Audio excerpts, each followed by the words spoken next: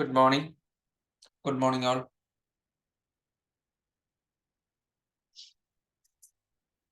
So നിങ്ങൾ ERP-യുടെ EPM-ന്റെ ഒക്കെ class കണ്ടിട്ടുണ്ട്. അതുപോലെ തന്നെ നമ്മുടെ അക്കൗണ്ടിങ് ഇൻഫർമേഷൻ സിസ്റ്റത്തിന്റെ ക്ലാസ് കണ്ടിട്ടുണ്ടെന്ന് വിചാരിക്കുന്നു. നമ്മൾ അതിന്റെ എല്ലാം ക്വസ്റ്റ്യൻസ് ആണ് പ്രാക്ടീസ് ചെയ്യാൻ പോകുന്നത്. സോ ഫസ്റ്റ് നമ്മൾ അതിനു മുമ്പ് പഠിച്ച data base, data warehouse, data mart, അപ്പോൾ അതുമായിട്ട് ബന്ധപ്പെട്ട് കുറച്ച് ക്വസ്റ്റ്യൻ ഉണ്ട്. അതുപോലെ തന്നെ ഡേറ്റാബേസ് മാനേജ്മെന്റ് സിസ്റ്റം DBMS-ഉമായിട്ട് ബന്ധപ്പെട്ട ക്വസ്റ്റ്യൻസ് ഉണ്ട്. റിലേഷണൽ ഡേറ്റാബേസുമായിട്ടുള്ള ക്വസ്റ്റ്യൻസ് ഉണ്ട്. അപ്പൊ ആദ്യം അത് ചെയ്തിട്ട് ബാക്കിയുള്ള ക്വസ്റ്റ്യൻസിലേക്ക് പോവാം. ഓക്കെ, സോ ഫസ്റ്റ് ക്വസ്റ്റ്യൻ നോക്കാം. A university list all of it students in A student database. University അവിടെ പഠിക്കുന്ന വിദ്യാർത്ഥികളുടെ ഒരു സ്റ്റുഡന്റ് ഡേറ്റാബേസ് ക്രിയേറ്റ് ചെയ്യുന്നു. അങ്ങനെയാണെങ്കിൽ അതിലുണ്ടാകാൻ സാധ്യതയുള്ള ഇതിൽ ഏത് ഫീൽഡ് താഴെ തന്നിരിക്കുന്ന അതിന്റെ കുറച്ച് ആ ടേബിളിൽ വരുന്ന ഫീൽഡ്സ് ആണ്. അപ്പൊ ക്ലാസ് ഏതാണ്, അവരുടെ സബ്ജക്ട് ഏതാണ്, അവരുടെ ഗ്രേഡ് എത്രയാണ്, ID നമ്പർ എത്രയാണ്, ഇതിൽ ഏതായിരിക്കും പ്രൈമറി കീ ആയിട്ട് യൂസ് ചെയ്യാൻ സാധ്യതയുള്ളത്? Which field can be used as a primary key? പറഞ്ഞേ. നമ്മൾ പറഞ്ഞു പ്രൈമറി കീ ഉണ്ട്, ഫോറിൻ കീ ഉണ്ട്. റിലേഷണൽ ഡേറ്റാബേസിൽ ഒരു പർട്ടിക്കുലർ കോണ്ടന്റിനെ നമ്മൾ പ്രൈമറി കീ ആക്കും. അതേ കീ വേറൊരു ടേബിളിൽ പോകുമ്പോൾ എന്തായിട്ട് മാറും? ഫോറിൻ കീ ആയിട്ട് മാറും. സോ ഈ തന്നിരിക്കുന്നതിൽ ഏതാണ് പ്രൈമറി കീ ആക്കാൻ യോജിച്ച ഒരു എൻറ്റിറ്റി? കുട്ടികളുടെ ക്ലാസ് ആണോ, അല്ലെ അവരെടുക്കുന്ന സബ്ജക്റ്റ് ആണോ, അതോ അവരുടെ ഗ്രേഡ് ആണോ, അതോ ID നമ്പർ ആണോ? അപ്പൊ അതറിയണമെങ്കിൽ ആദ്യം നമ്മൾ പ്രൈമറി കീ എന്താണെന്ന് അറിഞ്ഞാലേ അത് കറക്റ്റ് ഉത്തരം കിട്ടുള്ളൂ. അതുകൊണ്ടാണ് ക്ലാസ് കണ്ട് പഠിച്ചിട്ട് വരണം എന്ന് പറയുന്നത്. പ്രൈമറി കീ എന്താണ്? ഒരു ടേബിളിൽ യുണീക്കായിട്ട് ഐഡന്റിഫൈ ചെയ്യാൻ പറ്റുന്ന സാധനത്തെയാണ് നമ്മൾ പ്രൈമറി കീ ആക്കാറുള്ളത്. യുണീക്ക് ആകാന്ന് പറഞ്ഞാൽ അത് റിപ്പീറ്റ് ചെയ്യാൻ പാടില്ല, ഓരോന്നും വ്യത്യസ്തമായിരിക്കണം, അതിലെ വാല്യൂസ് എല്ലാം തന്നെ വ്യത്യസ്തമായിരിക്കണം. അപ്പൊ നിങ്ങൾ ആലോചിക്കുക, ടേബിൾ വിഷ്വലി മനസ്സിൽ കാണുക. നിങ്ങളുടെ സ്റ്റുഡന്റ് ID, നിങ്ങളുടെ സബ്ജക്റ്റ്, അതുപോലെ നിങ്ങളുടെ ഗ്രേഡ്, നിങ്ങളുടെ ക്ലാസ്, ഒരേ ക്ലാസ് റിപ്പീറ്റ് ചെയ്ത് വരത്തില്ലേ? ഇപ്പൊ ശ്രീലക്ഷ്മിയും അതുപോലെ ഈ ക്ലാസ്സിലുള്ളവരാണ് വികാസും ഒക്കെ ഒരേ ക്ലാസ്സിലാണെന്ന് വിചാരിക്കുക. അങ്ങനെയാണെങ്കിൽ നിങ്ങളുടെ രണ്ടുപേരുടെയും ID നമ്പറിന്റെ നേരെ എന്തായിരിക്കും? ക്ലാസ് സെയിം ആയിരിക്കും. അപ്പൊ അത് യുണീക്ക് വാല്യൂ ആണോ? ഒരേ സാധനം റിപ്പീറ്റ് ചെയ്ത് വന്നത് യുണീക്ക് അല്ല. ഒരേ ആൾക്കാർക്ക് അല്ലെങ്കിൽ മൾട്ടിപ്പിൾ ആൾക്കാർക്ക് ഒരേ ഗ്രേഡ് കിട്ടിക്കൂടെ? രണ്ടുപേർക്ക് 80 മാർക്ക് കിട്ടിക്കൂടെ? അപ്പൊ അത് യുണീക്ക് ആണോ? അല്ല. സബ്ജക്റ്റ്, നിങ്ങളെല്ലാം BCom ആണ് പഠിക്കുന്നതെന്ന് വിചാരിക്കും. അങ്ങനെ അല്ലെങ്കിൽ CMUSA പഠിക്കുന്നു. സോ അല്ലെങ്കിൽ നിങ്ങൾ പഠിക്കുന്ന സെക്ഷൻ A അല്ലെങ്കിൽ സെക്ഷൻ B, അത് സെയിം ആയിരിക്കും. അപ്പൊ അവിടെ യുണീക്നെസ് ഇല്ല. അപ്പൊ ഇവിടെ യുണീക്ക് ആവുന്ന ഒരേ ഒരു സാധനം ഉള്ളത് ഏതാണ്? ID നമ്പർ ആണ്. So student ID number will be used as a primary key. അപ്പൊ എന്താ പ്രൈമറി കീ? യുണീക്ക് ആയിട്ട് ഒരു ടേബിളിൽ നമുക്ക് ഏറ്റവും യുണീക്ക് ആയിട്ട് റിപ്പീറ്റ് ചെയ്യാതെ ഓരോ തവണയും പുതിയ വാല്യൂസ് ആയിരിക്കണം വരേണ്ടത്. അങ്ങനെ വരുന്ന കോണ്ടന്റിനെയാണ് നമ്മൾ എന്തായിട്ട് കൺസിഡർ ചെയ്യുക? പ്രൈമറി കീ ആയിട്ട് കൺസിഡർ ചെയ്യുക. Next question. Which of the following is most frequently used standard language for interacting with relational database?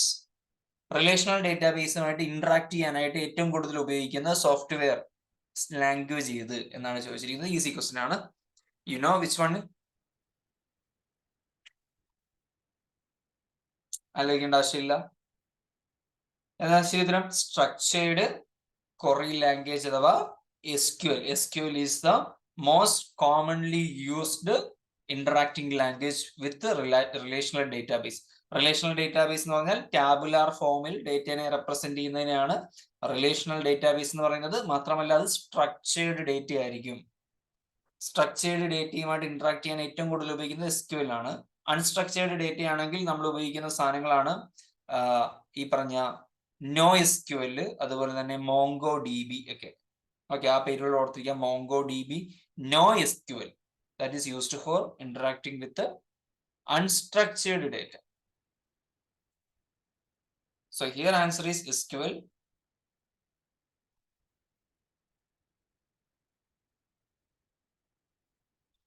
Which of the following is a false statement about a DBMS application environment? DBMS ആപ്ലിക്കേഷനുമായിട്ട് ബന്ധപ്പെട്ടൊരു തെറ്റായ statement ചെയ്ത്.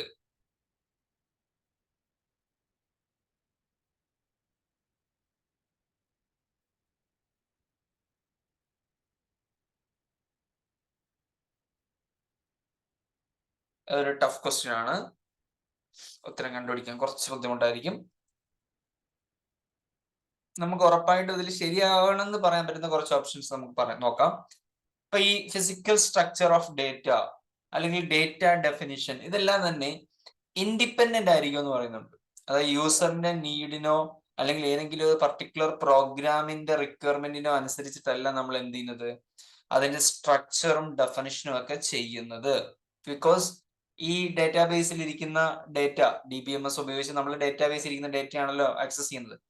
അപ്പൊ അത് ഓരോരുത്തർക്കും വേണ്ടിയിട്ട് നമ്മൾ പ്രത്യേകതരമായിട്ട് ഉണ്ടാക്കില്ല, ഒരു common system ആയിരിക്കും ഉണ്ടാക്കുന്നത്. അതുകൊണ്ട് തന്നെ ആ ഇൻഡിപെൻഡന്റ് ആണെന്ന് പറയുന്ന സ്റ്റേറ്റ്മെന്റ്സ് എല്ലാം തന്നെ ശരിയാണ്. Okay, it will be independent.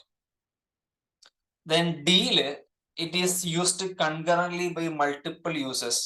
ഒരേ സമയം ഒരുപാട് ആൾക്കാർ DBMS ഉപയോഗിച്ചിട്ട് എന്ത് ചെയ്യുന്നുണ്ടായിരിക്കും, ഡേറ്റാബേസ് ആക്സസ് ചെയ്യുന്നുണ്ടായിരിക്കും. ജസ്റ്റ് ഇമാജിൻ, അത് പ്രാക്ടിക്കലി ആലോചിച്ച് നോക്കിയാൽ മതി. Sales department, purchase department, billing department, ഇവരെല്ലാം തന്നെ ഡേറ്റാബേസിൽ ഇരിക്കുന്ന ഡേറ്റനെ DBMS ഉപയോഗിച്ച് ഒരേ സമയം ഉപയോഗിക്കുന്നുണ്ടായിരിക്കും. അതും ശരിയായ സ്റ്റേറ്റ്മെന്റ് ആണ്. സോ മൾട്ടിപ്പിൾ യൂസേഴ്സ് ഒരേ ടൈമിൽ യൂസ് ചെയ്യുന്നുള്ളതും ശരിയായ സ്റ്റേറ്റ്മെന്റ് ആണ്. അപ്പൊ ഇതിൽ എന്താണ് മിസ്റ്റേക്ക് എന്ന് പറഞ്ഞാൽ, data is shared by passing files between programs or systems. DBMSൽ നമ്മള് ഒരു സ്ഥലത്ത് നിന്ന് ഡേറ്റ അടുത്ത സ്ഥലത്തേക്ക് പാസ് ചെയ്യുകയോ ഷെയർ ചെയ്യുകയോ ഒന്നും ചെയ്യുന്നില്ല. ഒരു 100% ഇല്ല എന്ന് പറയാൻ പറ്റില്ല, ബട്ട് 99%ഉം DBMSന്റെ ജോലി എന്ന് പറയുന്നത് ഡേറ്റാബേസ് ഇരിക്കുന്ന ഡേറ്റയെ കാണുക, യൂസ് ചെയ്യുക എന്നുള്ളതാണ്. ആക്സസ് ചെയ്യുക, ഉപയോഗിക്കുക. അല്ലാതെ ഒരിടത്തു നിന്ന് വേറെ സ്ഥലത്തേക്ക് ട്രാൻസ്ഫർ ചെയ്യുന്നതിനല്ല നമ്മൾ DBMS യൂസ് ചെയ്യുന്നത്. ഇപ്പൊ ഈ ഹോക്കിന്റെ ഈ ഒരു വെബ്സൈറ്റിൽ നമ്മൾ കയറുന്നു, ഇതിന്റെ ഡേറ്റാബേസിൽ നമ്മൾ കയറുന്നു. ഇവിടെ നമ്മൾ ക്വസ്റ്റ്യൻ ചെയ്ത് പഠിക്കുന്നു, അല്ലാതെ ഈ ക്വസ്റ്റ്യൻസ് നമ്മൾ എന്ത് ചെയ്യുന്നില്ല, വേറെ എവിടേക്കെങ്കിലും ട്രാൻസ്ഫർ ചെയ്യുന്നുണ്ടോ, വേറെ ആർക്കെങ്കിലും ഷെയർ ചെയ്യുന്നുണ്ടോ, ഇവൻ ഡൗൺലോഡ് ചെയ്തെടുക്കാനും നമുക്ക് പറ്റുന്നില്ല, അല്ലെ? അതുപോലെയാണ് ഡേറ്റാബേസ് DBMS ഉപയോഗിച്ച് നമ്മൾ ഉപയോഗിക്കുമ്പോഴും we are using it, we are accessing it, but we are not sharing or passing files between any programs or systems. That is a tough question. Option C ആണ് ശരി ഉത്തരം. You can see only 24% students are made right. അപ്പൊ അവരും എടുത്തു പറയുന്ന ഒരു കാര്യം ശ്രദ്ധിക്കുക, DBMS it is not necessary to pass files between. അപ്പൊ അതിൽ നിന്ന് ഒരു കാര്യം എന്താ മനസ്സിലാക്കേണ്ടത്, 100% പാസ് ചെയ്യില്ല എന്ന് നമുക്ക് പറയാൻ പറ്റില്ല. ബട്ട് പൊതുവെ അതല്ല അതിന്റെ ഒരു റിക്വയർമെന്റ് ഒബ്ജക്റ്റീവ് എന്ന് പറയുന്നത്. ഒരിക്കലും ഈ ട്രാൻസ്ഫറിങ് അല്ലെങ്കിൽ പാസിംഗ് ഓർ ഷെയറിങ് അല്ല, അതിനു വേണ്ടിയിട്ടല്ലത് യൂസ് ചെയ്യുന്നത്. നെക്സ്റ്റ് നമ്മള് സ്കീമ ഒക്കെ പറഞ്ഞിട്ടുണ്ടായിരുന്നു. Schema, sub schema, record structure are defined in which following functions. DBMSന് 4 പ്രൈമറി ഫങ്ഷൻസ് ഉണ്ടെന്നാണ് പറഞ്ഞത്. ഏതൊക്കെയായിരുന്നു? Database development, database maintenance, data interrogation, അതുപോലെ തന്നെ ആപ്ലിക്കേഷൻ ഡെവലപ്മെന്റ്. ഇതിൽ ഈ സ്കീമ തയ്യാറാക്കുന്നത്, സബ് സ്കീമ തയ്യാറാക്കുന്നത്, സ്ട്രക്ചർ തയ്യാറാക്കുന്നതൊക്കെ തന്നെ ഏത് ഫംഗ്ഷന്റെ അണ്ടറിലാണ് വരുന്നത്? It comes under which function?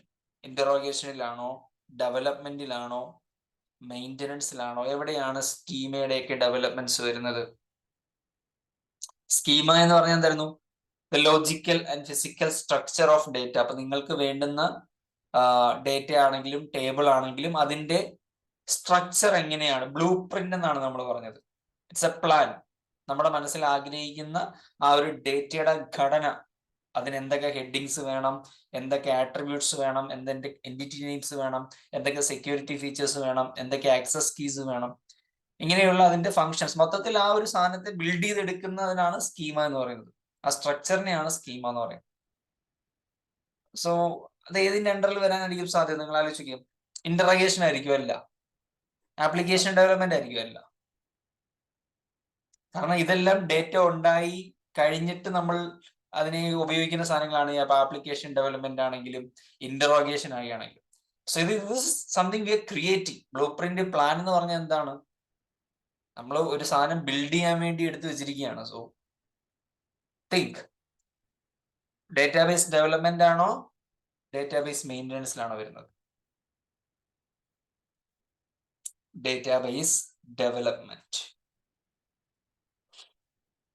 That is right answer. നമ്മൾ ആദ്യമായിട്ട് ഡേറ്റാബേസ് ഉണ്ടാക്കുകയാണ്, അപ്പോഴല്ലേ സ്കീമയെ സബ് സ്കീമയൊക്കെ ഉണ്ടാക്കേണ്ടത്, അപ്പോഴല്ലേ പ്ലാൻ വേണ്ടത്. You are going to create a new database. ആ പുതിയ ഡേറ്റാബേസ് അല്ലെങ്കിൽ പുതിയ റെക്കോർഡ് ജനറേറ്റ് ചെയ്യുമ്പോഴാണ് ആ റെക്കോർഡിന്റെ സ്ട്രക്ചർ എന്താണ്, അതിനകത്ത് എന്തൊക്കെ വേണം വേണ്ട അതെല്ലാം ഡിസൈഡ് ചെയ്യുന്നത്. അത് ഉണ്ടാക്കിയതിന് ശേഷമാണ് നമ്മൾ എന്ത് ചെയ്യുന്നത്, മെയിൻ്റനൻസ് നടത്തുന്നത്. മെയിൻ്റനൻസിനാണ് നമ്മൾ പുതിയ കാര്യങ്ങൾ അപ്ഡേറ്റ് ചെയ്യുകയും ഓൾട്ടറേഷൻ വരുത്തുകയും ചെയ്യുന്നത്. ഇന്ററോഗേഷനിൽ നമുക്ക് ആവശ്യമുള്ള ഇൻഫർമേഷൻസ് അതിൽ നിന്ന് എടുക്കുകയാണ് ചെയ്യുന്നത്. Okay, so here answer is schema, sub schema, structure, അങ്ങനെയുള്ള എല്ലാ കാര്യങ്ങളും നമ്മൾ ഡെവലപ്പ് ചെയ്യുന്നത് ഡേറ്റാബേസ് ഡെവലപ്മെന്റ് ഫംഗ്ഷന്റെ അണ്ടറിലാണ്. നെക്സ്റ്റ് ക്വസ്റ്റ്യൻ, നമ്മൾ ലാംഗ്വേജസ് പഠിച്ചിട്ടുണ്ടായിരുന്നു. SQLന്റെ 3 കമ്പോണൻസ് ആയിട്ട് query language, data definition language, data manipulation language. So ഇതില് an overall description of database including the name of data elements, their characteristics and their relationship to each other would be defined by using dash. This database in the description, അതിൽ എന്തൊക്കെ headings വേണം, അതിന് എന്തൊക്കെ characteristics വേണം, ആ ക്യാരക്ടറിസ്റ്റിക്സും എൻറ്റിറ്റിയും തമ്മിലുള്ള relationship എന്തൊക്കെയാണ്, ഇങ്ങനെയുള്ള കാര്യങ്ങളൊക്കെ ഡിഫൈൻ ചെയ്യുന്നത് SQLന്റെ ഏത് ഫംഗ്ഷൻ ഉപയോഗിച്ചിട്ടാണ്? ഡേറ്റ മാനിപ്പുലേഷൻ ലാംഗ്വേജ് ഉപയോഗിച്ചിട്ടാണോ, ഡേറ്റ ഡെഫിനിഷൻ ലാംഗ്വേജ് ഉപയോഗിച്ചിട്ടാണോ എന്ന് മാത്രം ചിന്തിച്ചാൽ മതി. കാരണം ഡേറ്റ കമാൻഡ് ഇന്റർപ്രിറ്റർ ലാംഗ്വേജ് എന്ന് പറഞ്ഞൊരു ലാംഗ്വേജ് നമുക്ക് ഈ SQL വരുന്നില്ല. ഡേറ്റ കൺട്രോൾ ലാംഗ്വേജ് എന്നൊരു ലാംഗ്വേജ് വരുന്നില്ല. നമുക്ക് ആകെ 3 ഉള്ളായിരുന്നു. As A query language, data definition language, data manipulation language, DML, DDL, QL. ഇതിൽ ഏതിലാണ്? നിങ്ങൾ നന്നായിട്ട് പഠിച്ചിട്ടുള്ള ഒരു സ്റ്റുഡന്റ് ആണെങ്കിൽ ഈ ക്വസ്റ്റ്യൻ ആക്ച്വലി എന്താണെന്ന് പറഞ്ഞാൽ സ്കീമയാണ്. സ്കീമയുടെ ഒരു ഡെഫിനിഷൻ ആണ് ആക്ച്വലി തന്നിരിക്കുന്നത്. വാട്ട് ഈസ് സ്കീമ എന്ന് ചോദിച്ചാൽ വേണമെങ്കിൽ നിങ്ങൾക്ക് എഴുതാൻ പറ്റുന്നതാണ്. It is schema is an overall description of a database including the name of data elements, their characteristics and their relationship. ഇതിനെയാണ് സ്കീമ എന്ന് പറയുന്നത്. തൊട്ട് മുന്നേ നമ്മൾ പറഞ്ഞു ഡേറ്റാബേസ് ഡെവലപ്മെന്റിലാണ് സ്കീമ നമ്മൾ കൊണ്ടുവരുന്നത് എന്നുള്ളത്. സോ ഡേറ്റ ഡെഫിനിഷൻ ലാംഗ്വേജിലാണ് സ്ട്രക്ചർ ബിൽഡ് ചെയ്യുന്നത്.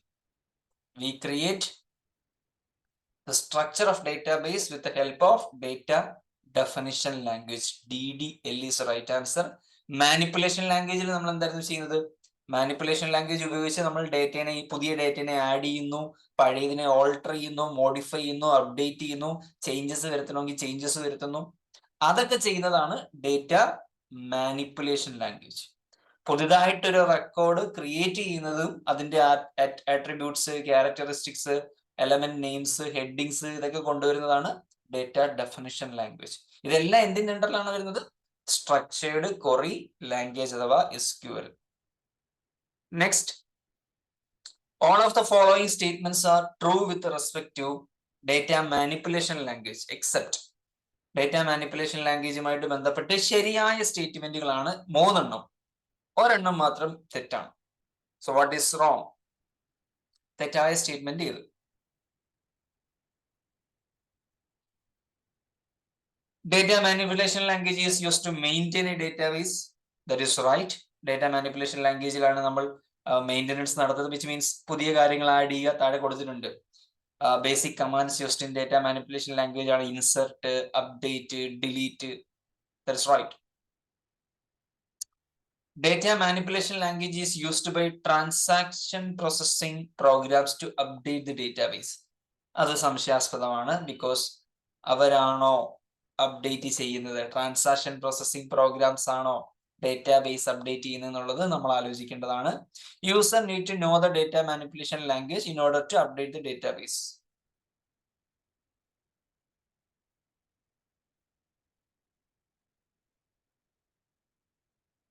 Okay, that will be the wrong answer. കാരണം യൂസർ അല്ല ഒരിക്കലും അപ്ഡേറ്റ് ചെയ്യുന്നത്. So in that case transaction processing programs will be updating. കാരണം ഇത് രണ്ടും പറഞ്ഞിരിക്കുന്ന അപ്ഡേറ്റിനെ പറ്റിയിട്ടാണ്, ഡേറ്റാബേസ് അപ്ഡേറ്റ് ചെയ്യുന്നതിനെ പറ്റിയിട്ടാണ്. സോ ഇതിലേതെങ്കിലും ഒരെണ്ണേ ശരിയാവാൻ പാടുള്ളൂ. അപ്പൊ അത് നമ്മൾ കമ്പയർ ചെയ്യുന്ന സമയത്ത് യൂസർ അല്ല അപ്ഡേറ്റ് ചെയ്യുക എന്നുള്ളത് ആണ്. That's what I think. Let's C option C. Yes, കാരണം യൂസറിന് ഉപയോഗിക്കാൻ മാത്രമുള്ള കഴിവേ ഉള്ളൂ, അതിനുള്ള ആക്സസേ കൊടുക്കാറുള്ളൂ യൂസേഴ്സിന്. സോ ഡേറ്റാബേസ് അപ്ഡേറ്റ് ചെയ്യാൻ ഡേറ്റ മാനിപ്പുലേഷൻ ലാംഗ്വേജ് ഉപയോഗിക്കുന്നത് ട്രാൻസാക്ഷൻ പ്രോസസ്സിംഗ് പ്രോഗ്രാംസ് ആണ്. ഇത് നിങ്ങൾ ആ PDF-നകത്ത് ഞാനത് കോളമായിട്ട് കൊടുത്തിട്ടുണ്ട്. ഇത് മസ്റ്റ് ആയിട്ടും പഠിക്കണം, കാരണം അതിൽ നിന്നാണ് ക്വസ്റ്റ്യൻസ് ഒരുപാട് വരുന്നത്. ദിസ് വൺ കണ്ടോ, ഇതിലുണ്ടല്ല ആരാ ഉപയോഗിക്കുന്നത്, ആരാ എന്തിനാണ് ഉപയോഗിക്കുന്നത് എന്നുള്ളത് കൃത്യമായിട്ട് ഇതിനകത്ത് കൊടുത്തിട്ടുണ്ട്. This is very important, you to study this. Query language, DDL, DML. ഇപ്പൊ ഇവിടെ പറഞ്ഞിട്ടുണ്ട് ട്രാൻസാക്ഷൻ പ്രോസസ്സിംഗ് പ്രോഗ്രാംസ് ആണ് ഉപയോഗിക്കുന്നത്. ഡെഫിനിഷൻ ലാംഗ്വേജ് ഉപയോഗിക്കുന്നത് ഡേറ്റാബേസ് അഡ്മിനിസ്ട്രേറ്റർ ആണ്. ഡേറ്റാബേസിൽ സെർച്ച് ചെയ്യാനാണ് ഇനി ഈ ഓതറൈസ്ഡ് യൂസർ. സെർച്ച് ചെയ്ത് അവർക്ക് കാണാം, യൂസ് ചെയ്യാം. അല്ലാതെ അതിനകത്ത് എന്തെങ്കിലും അപ്ഡേഷൻസ് ഒന്നും വരുത്താൻ ആർക്ക് കഴിയില്ല, യൂസറിന് സാധിക്കില്ല. അപ്പൊ അത് കൃത്യമായിട്ട് അറിഞ്ഞിരിക്കണം. അതുകൊണ്ട് തന്നെ ഇവിടെ യൂസർ അപ്ഡേറ്റ് ചെയ്യുന്ന പറയുന്നത് തെറ്റാണ്. Next,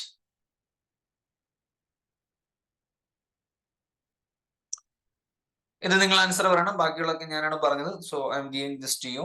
please kindly answer.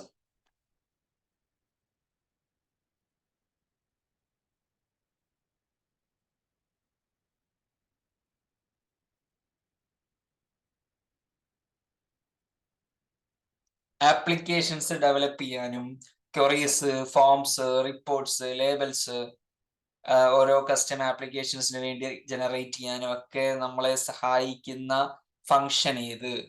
4 ഫംഗ്ഷനിൽ ഈ കാര്യങ്ങൾ, ഇത്തരം പ്രവർത്തികളൊക്കെ ചെയ്യുന്ന ഫംഗ്ഷൻ ഏത്? ഇത് വളരെ ഈസിയാണ്, കാരണം ആ സ്റ്റേറ്റ്മെന്റിൽ തന്നെ ആ വാക്ക് ഇങ്ങനെ റിപ്പീറ്റ് ചെയ്ത് 1000 വട്ടം പറയുന്നുണ്ട്. അപ്പൊ പിന്നെ അതിനകത്ത് രണ്ടാമതൊന്നും ആലോചിക്കേണ്ട ആവശ്യമില്ല. ആപ്ലിക്കേഷൻ ഡെവലപ്പ് ചെയ്യണം, ആപ്ലിക്കേഷൻ ഡെവലപ്പ് ചെയ്യണം, ആപ്ലിക്കേഷൻ ഡെവലപ്പ് ചെയ്യണം എന്ന് ക്വസ്റ്റ്യനിൽ തന്നെ എടുത്തെടുത്ത് പറയുന്നുണ്ട്. So that will be the function of application development. Database application development ആണ് right answer, option C. Okay, question ഒന്ന് ശ്രദ്ധിച്ചു കഴിഞ്ഞാൽ ഈസിയായിട്ട് മനസ്സിലാവും. ഡെവലപ്പിംഗ് കസ്റ്റം ആപ്ലിക്കേഷൻ, വീണ്ടും ആപ്ലിക്കേഷൻ ബിൽഡ് ചെയ്യാൻ ഹെൽപ്പ് ചെയ്യുന്നത് ആപ്ലിക്കേഷൻ ഡെവലപ്മെന്റ്. ഓക്കെ, ഇത് ഞാൻ ഒരിക്കലും പറയില്ല, നിങ്ങൾ പറഞ്ഞേ പറ്റൂ. You have to answer.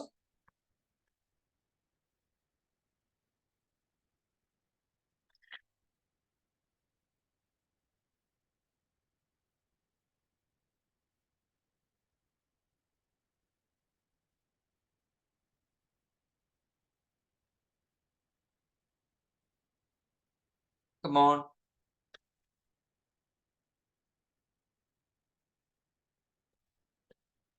നോട്ടെ,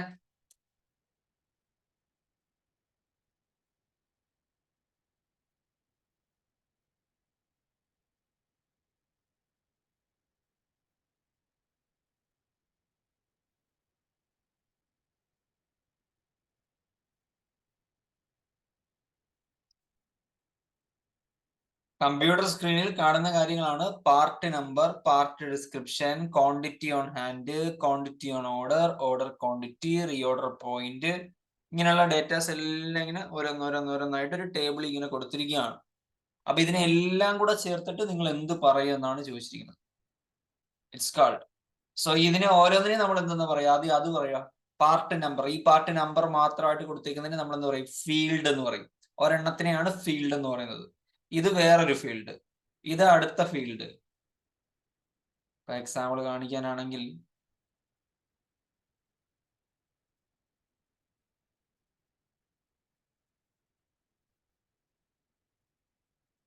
ഇത് കണ്ടോ, ഇതിപ്പോ ഓരോ ഫീൽഡ്സ് ആണ്. ഇതൊരു ഫീൽഡ്, ഇതൊരു ഫീൽഡ്, ഇതൊരു ഫീൽഡ്, ഇതൊരു ഫീൽഡ്, ഇതൊരു ഫീൽഡ്, ഇതൊരു ഫീൽഡ്.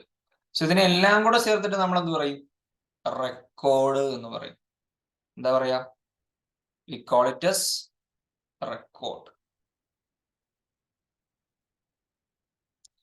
കുറെ റെക്കോർഡുകൾ ചേരുമ്പോൾ നമ്മൾ എന്ത് പറയും? റെക്കോർഡുകൾ ചേരുന്നതിന് എന്താ പറയാ?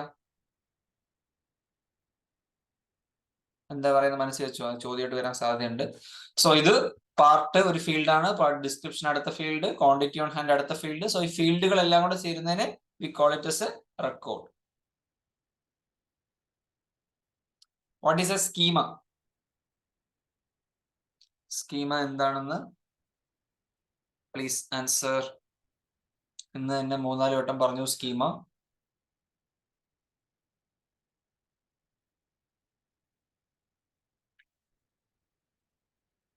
What is schema?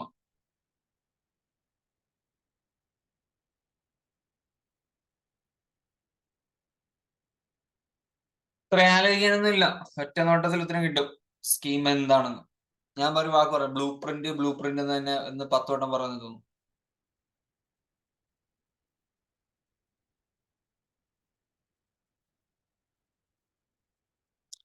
Schema is the blue print four developing your database. നിങ്ങളുടെ വീട് പണിയാനുള്ള പ്ലാൻ, അതുപോലെ നമ്മുടെ ഡേറ്റാബേസ് പണിയാനുള്ള പ്ലാൻ ആണ് സ്കീമ. എങ്ങനെ ആയിരിക്കണം, എത്ര കോളംസ് വേണം, എത്ര റോസ് വേണം, എന്താണ് പേര് വരേണ്ടത്, എന്തൊക്കെ വാല്യൂസ് വരണം, ഇതിനുള്ള പ്ലാൻ ആണ് സ്കീമ എന്ന് പറയുന്നത്. സ്ട്രക്ചറിന്റെ പ്ലാൻ ആണ് schema. Why are you getting confused? Easy ആണ്. Map or plan of a database.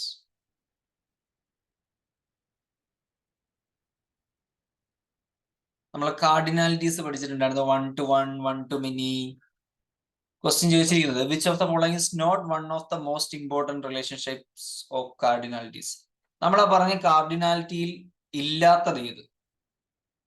നമ്മൾ 4 ടൈപ്സ് കാർഡിനാലിറ്റി ആണ് പറഞ്ഞിട്ടുണ്ടായിരുന്നത്, ഓർമ്മയുണ്ടോ? That is also important. Cardinalities 1 to 1, 1 to many, many to 1, many to many. These are the 4 types. ഇനി question നോക്കിയേ, താഴെ തന്നിരിക്കുന്നവയിൽ ആ കൂട്ടത്തിൽ ഇല്ലാത്തത് ഏത്? Which one?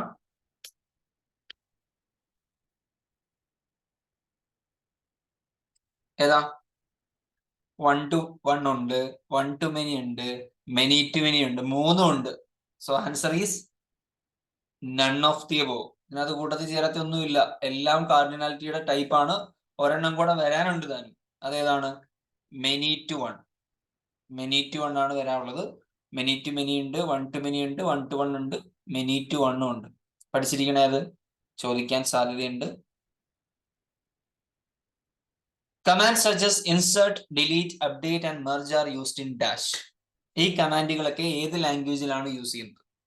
Insert, delete, update, merge ഇങ്ങനെയുള്ള കമാൻഡുകൾ ഏത് എസ്ക്യൂഎല്ലിന്റെ ഏത് ലാംഗ്വേജിലാണ് യൂസ് ചെയ്യുന്നത്? ഡേറ്റ മാനിപ്പുലേഷൻ ലാംഗ്വേജ് അല്ലെ. ഡേറ്റയ്ക്കകത്ത് ചേഞ്ചസ് വരുത്തുമ്പോഴാണ് നമ്മൾ ഇത്തരം വാക്കുകൾ അല്ലെങ്കിൽ കമാൻഡുകൾ യൂസ് ചെയ്യുന്നത്. പുതിയതായിട്ട് ഇടാനായിട്ട് ഇൻസെർട്ട്, നേരത്തെ ഉള്ളതിനെ നശിപ്പിക്കാൻ ഇല്ലാണ്ടാക്കാൻ ഡിലീറ്റ്, അപ്ഡേഷൻസ് വരുത്താൻ അപ്ഡേറ്റ്, രണ്ടെണ്ണത്തെ ഒന്നിപ്പിക്കാൻ merge.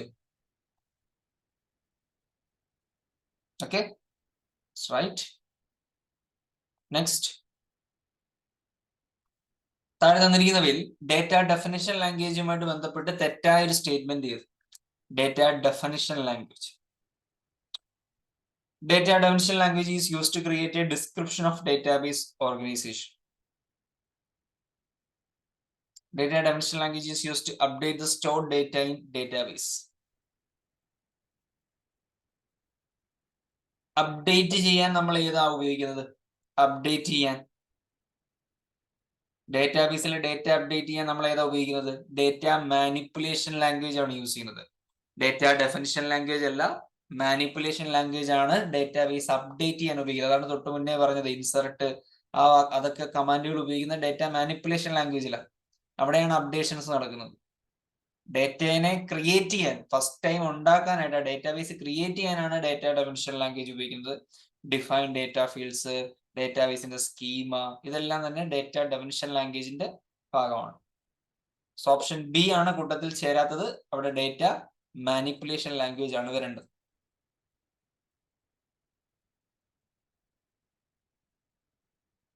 Easy question. A database that consists of a group of related tables containing structured data in an organized format is known as dash. Very straightforward and easy question. Table ആണ്, tabular form ആണ്, structured ആണ്, organised format ആണ്. അതിനെ നമ്മൾ എന്താ വിളിക്കുക? Relational database എന്നാണ് വിളിക്കുക. We call it as relational database.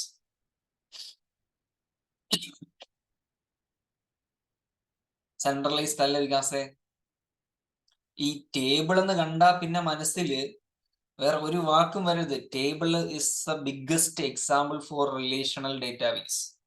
അതിൽ തന്നെ റിലേറ്റഡ് എന്ന വാക്കുമുണ്ട്. then why you should go with centralized database?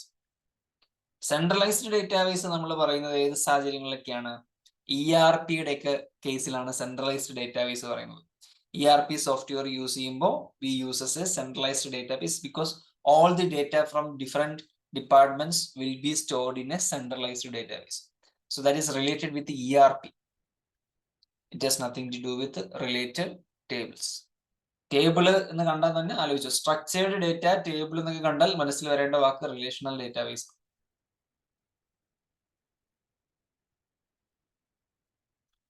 Which of the following is the elementary unit of a data storage used to represent individual attributes of an entity?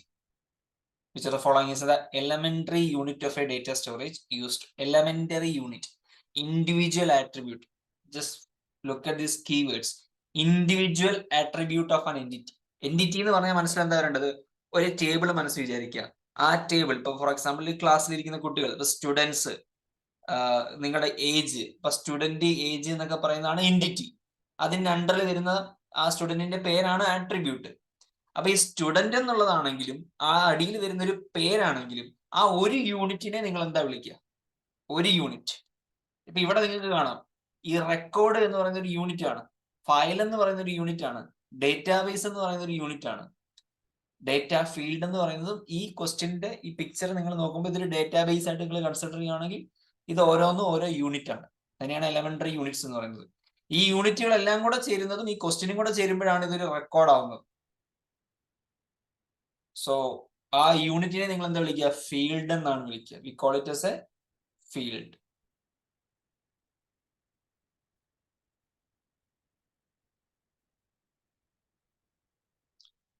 Easy question.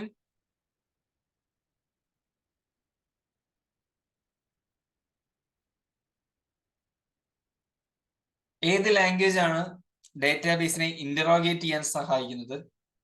പുതിയതായിട്ട് logical physical structure create ചെയ്യാൻ സഹായിക്കുന്നത്? Transaction processing പ്രോഗ്രാംസിനെ database update ചെയ്യാൻ സഹായിക്കും. ശരിക്കും പറഞ്ഞാൽ എല്ലാം ചെയ്യാൻ സഹായിക്കുന്നത് ആര്? ഇന്ററോഗേറ്റ് ചെയ്യാനും സ്കീമ തയ്യാറാക്കാനും അതുപോലെ അപ്ഡേഷൻ നടത്താനും ഓരോന്ന് ചെയ്യാനായിട്ട് ഓരോ ആൾക്കാർ. ഇപ്പം സ്ട്രക്ചർ ക്രിയേറ്റ് ചെയ്യാനായിട്ട് നമ്മൾ ഉപയോഗിക്കുന്നത് ഡേറ്റ ഡെഫിനിഷൻ ലാംഗ്വേജ് ആണ്. അതേസമയം ഡേറ്റാബേസ് അപ്ഡേറ്റ് ചെയ്യാൻ ഉപയോഗിക്കുന്നത് ഡേറ്റ മാനിപ്പുലേഷൻ ലാംഗ്വേജ് ആണ്. അപ്പൊ ഇതെല്ലാം കൂടെ ചെയ്യാൻ നമ്മൾ സഹായിക്കുന്ന ആളെ നമ്മൾ എന്താ വിളിക്കുക? സ്ട്രക്ചേർഡ് ക്വറി ലാംഗ്വേജ് എന്ന് വിളിക്കും. SQLന്റെ 3 ഫങ്ഷൻസ് അല്ലേ? ഡേറ്റ ഡെഫിനിഷനും ഡേറ്റ മാനിപ്പുലേഷൻ. അപ്പൊ ഈ ക്വസ്റ്റിനകത്ത് എല്ലാം ചോദിച്ചിട്ടുണ്ട്. ഇന്ററോഗേഷൻ ചെയ്യാൻ ആരാണ് സഹായിക്കുന്നത്? ലോജിക്കൽ സ്ട്രക്ചറും ഫിസിക്കൽ സ്ട്രക്ചറും ഉണ്ടാക്കാൻ ആരാണ് സഹായിക്കുന്നത്? അപ്ഡേറ്റ് ചെയ്യാൻ ആരാണ് സഹായിക്കുന്നത്? എല്ലാം ചെയ്യാൻ സഹായിക്കുന്ന ആരാന്നാ ചോദിച്ചിരിക്കുന്നത്, അല്ലാതെ ഒരെണ്ണം മാത്രമായിട്ടല്ല. ഇപ്പൊ ഫിസിക്കൽ സ്ട്രക്ചറും ലോജിക്കൽ സ്ട്രക്ചറും ഉണ്ടാക്കാൻ സഹായിക്കുന്ന ആരാണെന്ന് ചോദിക്കുകയാണെങ്കിൽ നമുക്ക് ഉത്തരം എന്തായിരിക്കും? ഡേറ്റ ഡെഫിനിഷൻ ലാംഗ്വേജ് ആണ്. അതേസമയം ഡേറ്റയിൽ അപ്ഡേഷൻസ് വരുത്താൻ സഹായിക്കുന്നത് മാനിപ്പുലേഷൻ ലാംഗ്വേജ് ആണ്. ഇതെല്ലാം കൂടെ ചോദിക്കുമ്പോൾ we have to go for the heading that is structured query language.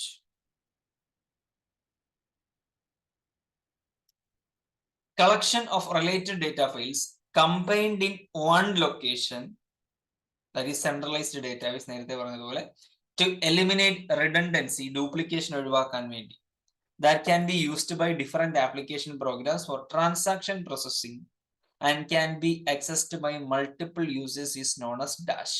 ശ്രദ്ധിച്ച് ഉത്തരം പറയണം, ശ്രദ്ധിച്ച് ആൻസർ പറയണം. പെട്ടെന്ന് ചാടി കയറി ഓപ്ഷൻ ഡിയിലേക്ക് പോകാനൊരു സാധ്യത ഞാനിവിടെ കാണുന്നുണ്ട്.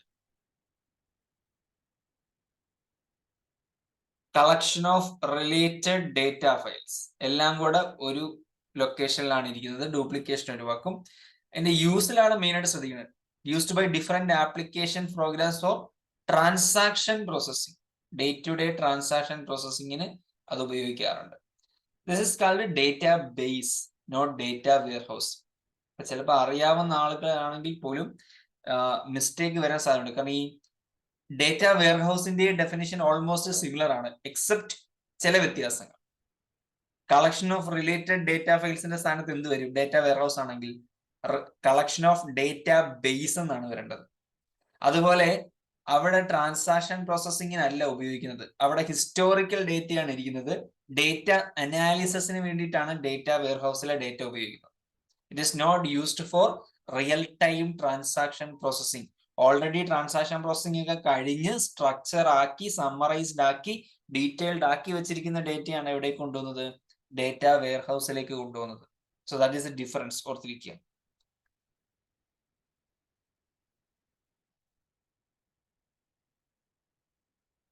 What can database query tools such as SQL provide that generic reports from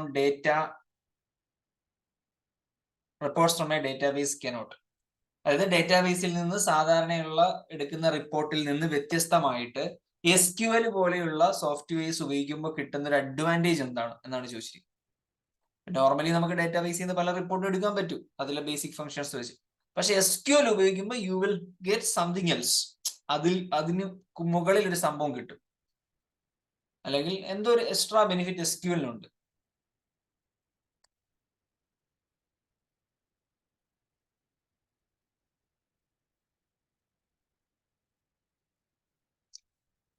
Rapid answers to ad hoc questions based on queries using basic keywords. വളരെ സിമ്പിൾ ആയിട്ടുള്ള ലളിതമായിട്ടുള്ള കീവേഡ്സ് ഉപയോഗിച്ചുകൊണ്ട് നിങ്ങൾക്ക് വളരെ വേഗത്തിൽ എല്ലാ ചോദ്യങ്ങളുടെയും ഉത്തരങ്ങൾ കിട്ടുമെന്നുള്ളതാണ് SQL-ന്റെ ഏറ്റവും വലിയ പ്രത്യേകത. നമ്മളല്ലാതെ ഒരു വലിയ ലാർജ് ഡേറ്റാബേസിൽ നോർമലി തപ്പി ഇറങ്ങിക്കഴിഞ്ഞാൽ ഇഷ്ടംപോലെ ഡേറ്റ കാണും. അതിൽ നിന്ന് നമുക്ക് ആവശ്യമുള്ള ഡേറ്റ പെട്ടെന്ന് റിട്രീവ് ചെയ്ത് എടുക്കുക എന്ന് പറയുന്നത് അത്ര ഈസി അല്ല. കിട്ടും, പക്ഷെ സമയം ഒരുപാട് എടുക്കും.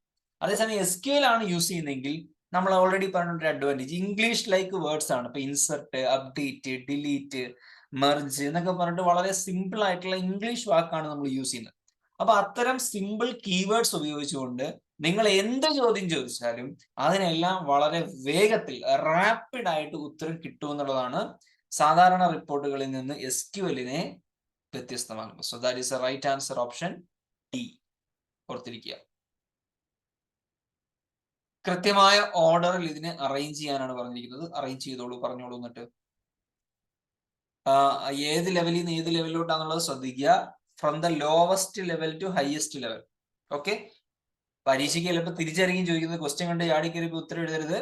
ആ ലെവല് മുകളിൽ നിന്ന് അസെൻഡിങ് ഓർഡറിലാണോ ഡിസെൻഡിങ് ഓർഡറിലാണോ എന്നുള്ളത് എപ്പോഴും ശ്രദ്ധിക്കുക. പറഞ്ഞോളൂ ഏതാണ് ശരിയെന്ന്.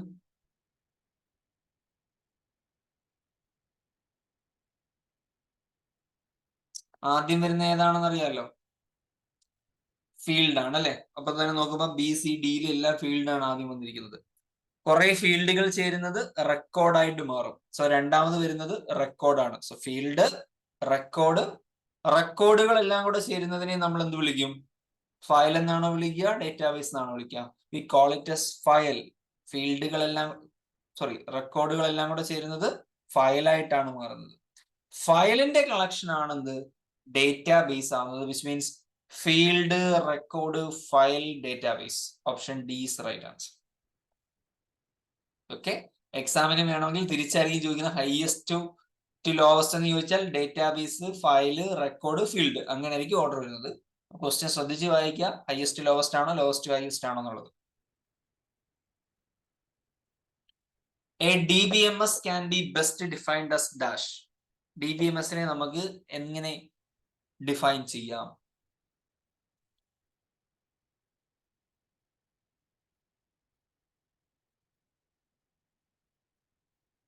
ഡേറ്റാബേസ് മാനേജ്മെന്റ് സിസ്റ്റം ആണ് ചോദിച്ചത്.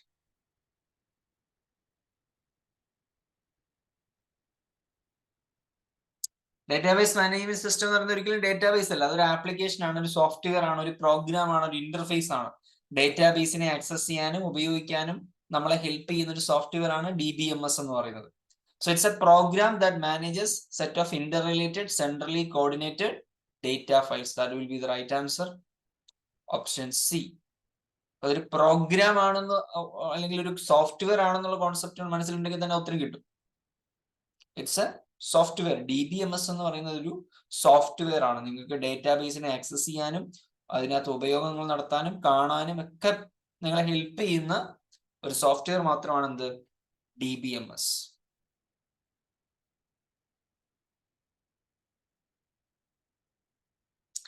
Easy question. നമ്മൾ ഇതിന്റെ മോഡൽസ് ഓൾറെഡി ചെയ്തതാണ്. നിങ്ങൾ പെട്ടെന്ന് ആൻസർ പറഞ്ഞോളൂ.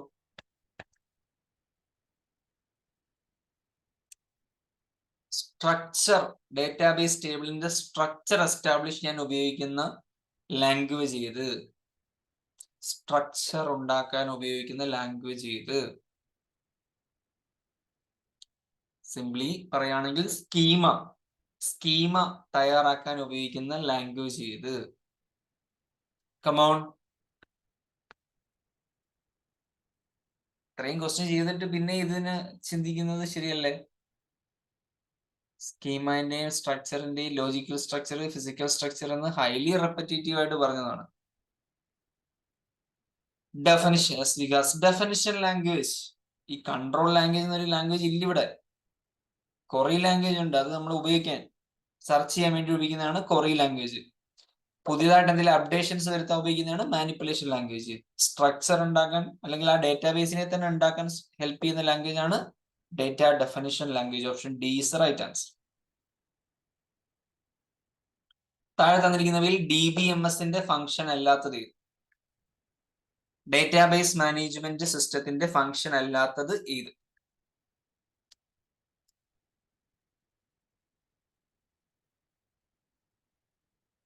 Which of the following is not a function of DBMS system?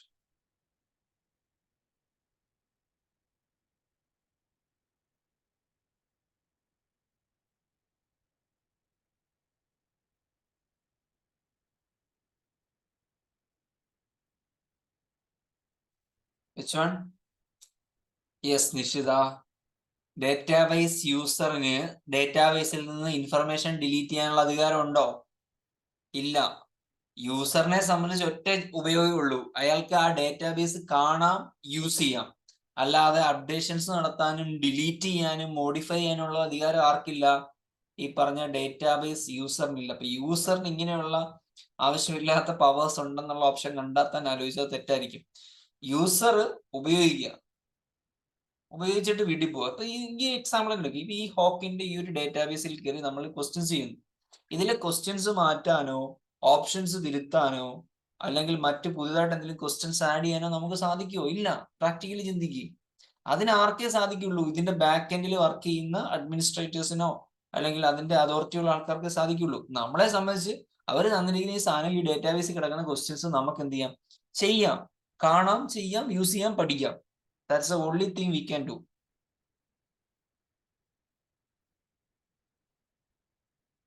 താഴെ തന്നിരിക്കുന്നതിൽ ഏതിനെയാണ് നമുക്ക് പ്രൈമറി കീ ആക്കാൻ ബെസ്റ്റ്? ഒരു ടഫ് ക്വസ്റ്റ്യൻ ആണ്.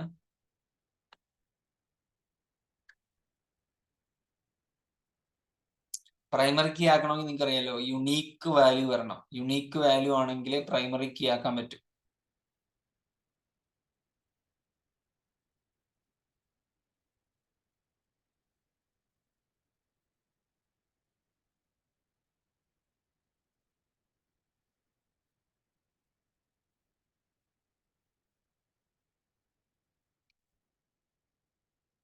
യുണീക്നെസ് കണ്ടുപിടിക്കാൻ കുറച്ച് പാടാണ്.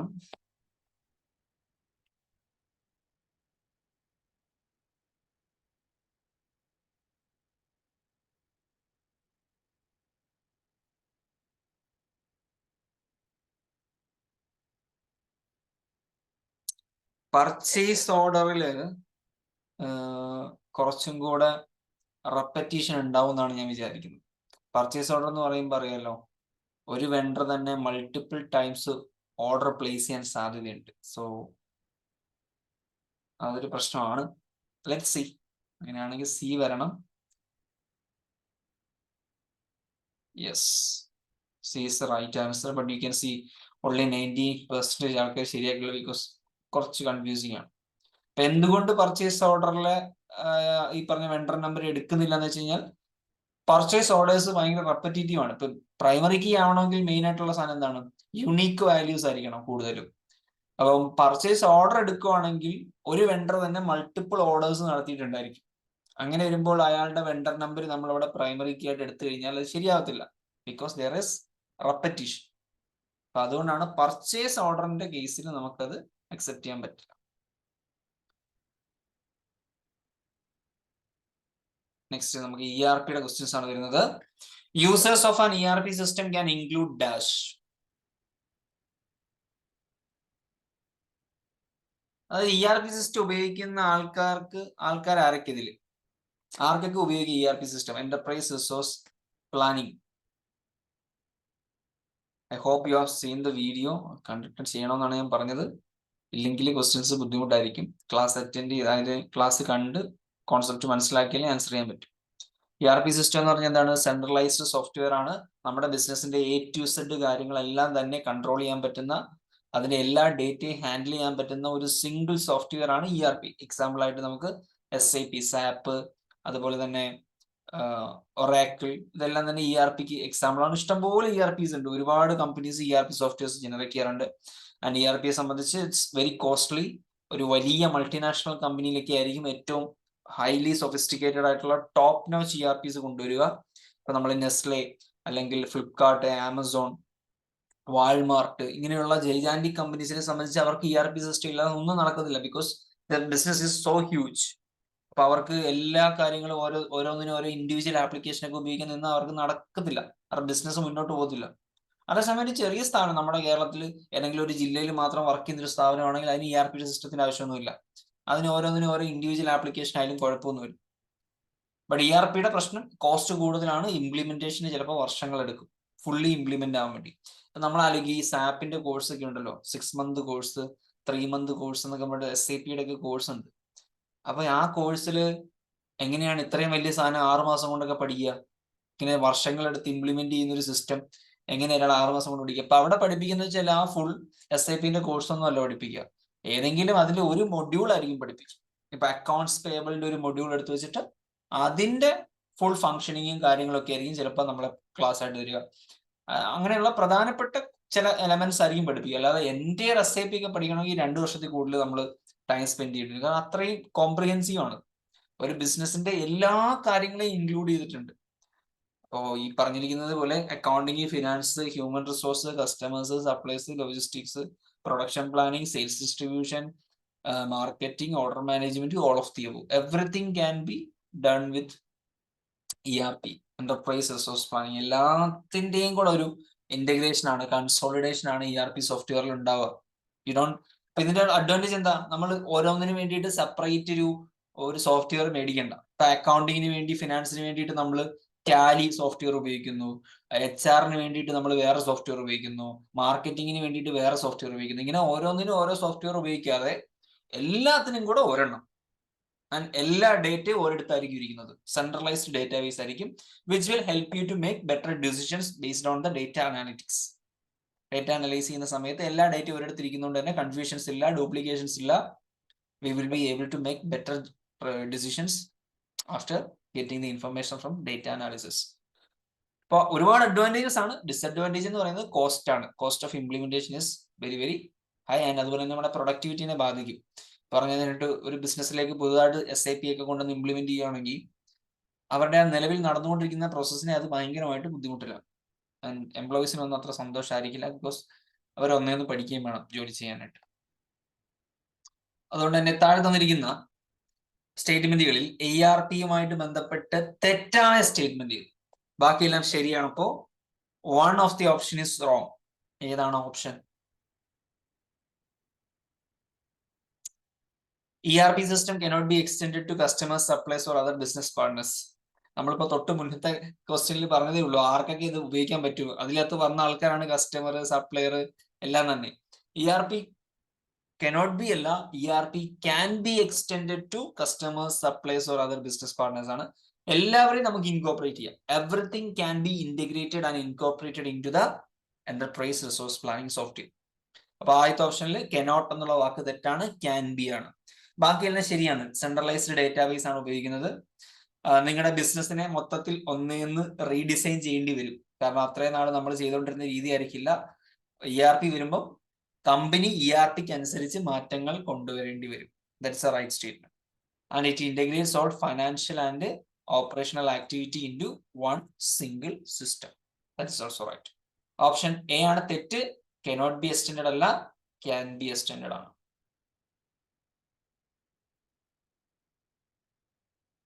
Which of the following is not true of an enterprise resource planning system?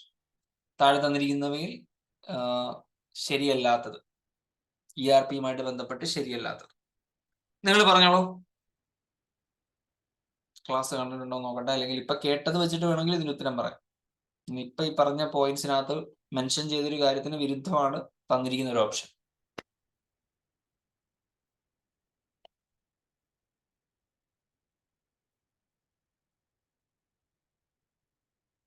Which one? Yes, Nishita. D. It utilizes a decentralized database എന്നാണ് കൊടുത്തിരിക്കുന്നത്. സെൻട്രലൈസ്ഡ് ഡേറ്റാബേസ് ആണ്, decentralized അല്ല. സെൻട്രലൈസ്ഡ് ആണ്, എല്ലാം കൂടെ ഒരിടത്താണ് ഇരിക്കുന്നത്. സോ സെൻട്രലൈസ്ഡ് ആണ്, it's not decentralized. So decentralized എന്ന് പറയുന്നത് എന്താണ്? It's a wrong statement. കൂട്ടത്തിൽ തെറ്റായിട്ടുള്ള സ്റ്റേറ്റ്മെന്റ് ഓപ്ഷൻ ഡി ആണ്.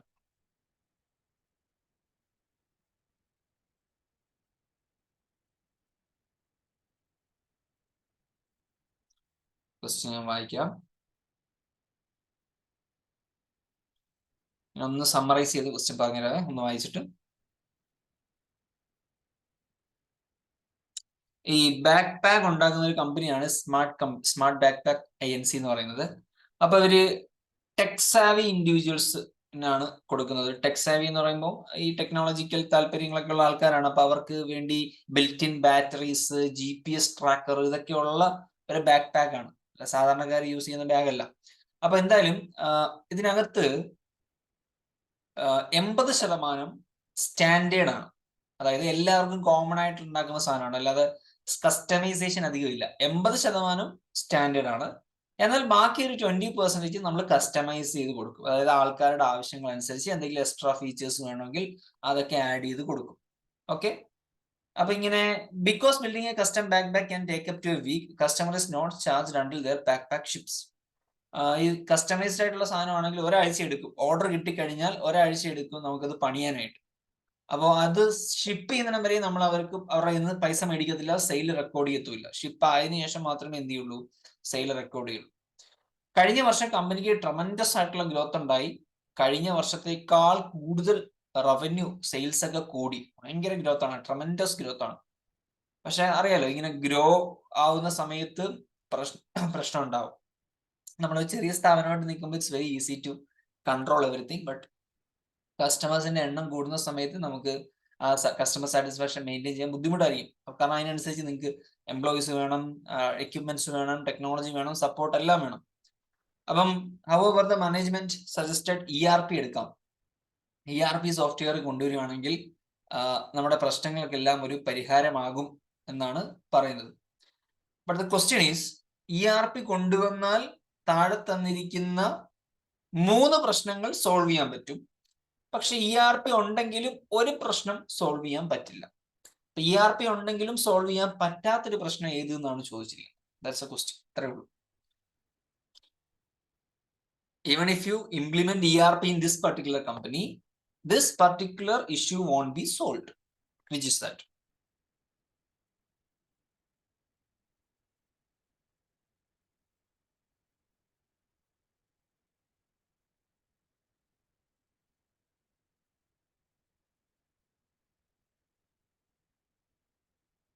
ഏതായിരിക്കും? നിശ്ചിത saying C. എന്താ നിശ്ചിത C പറഞ്ഞത്? റീസൺ പറഞ്ഞു.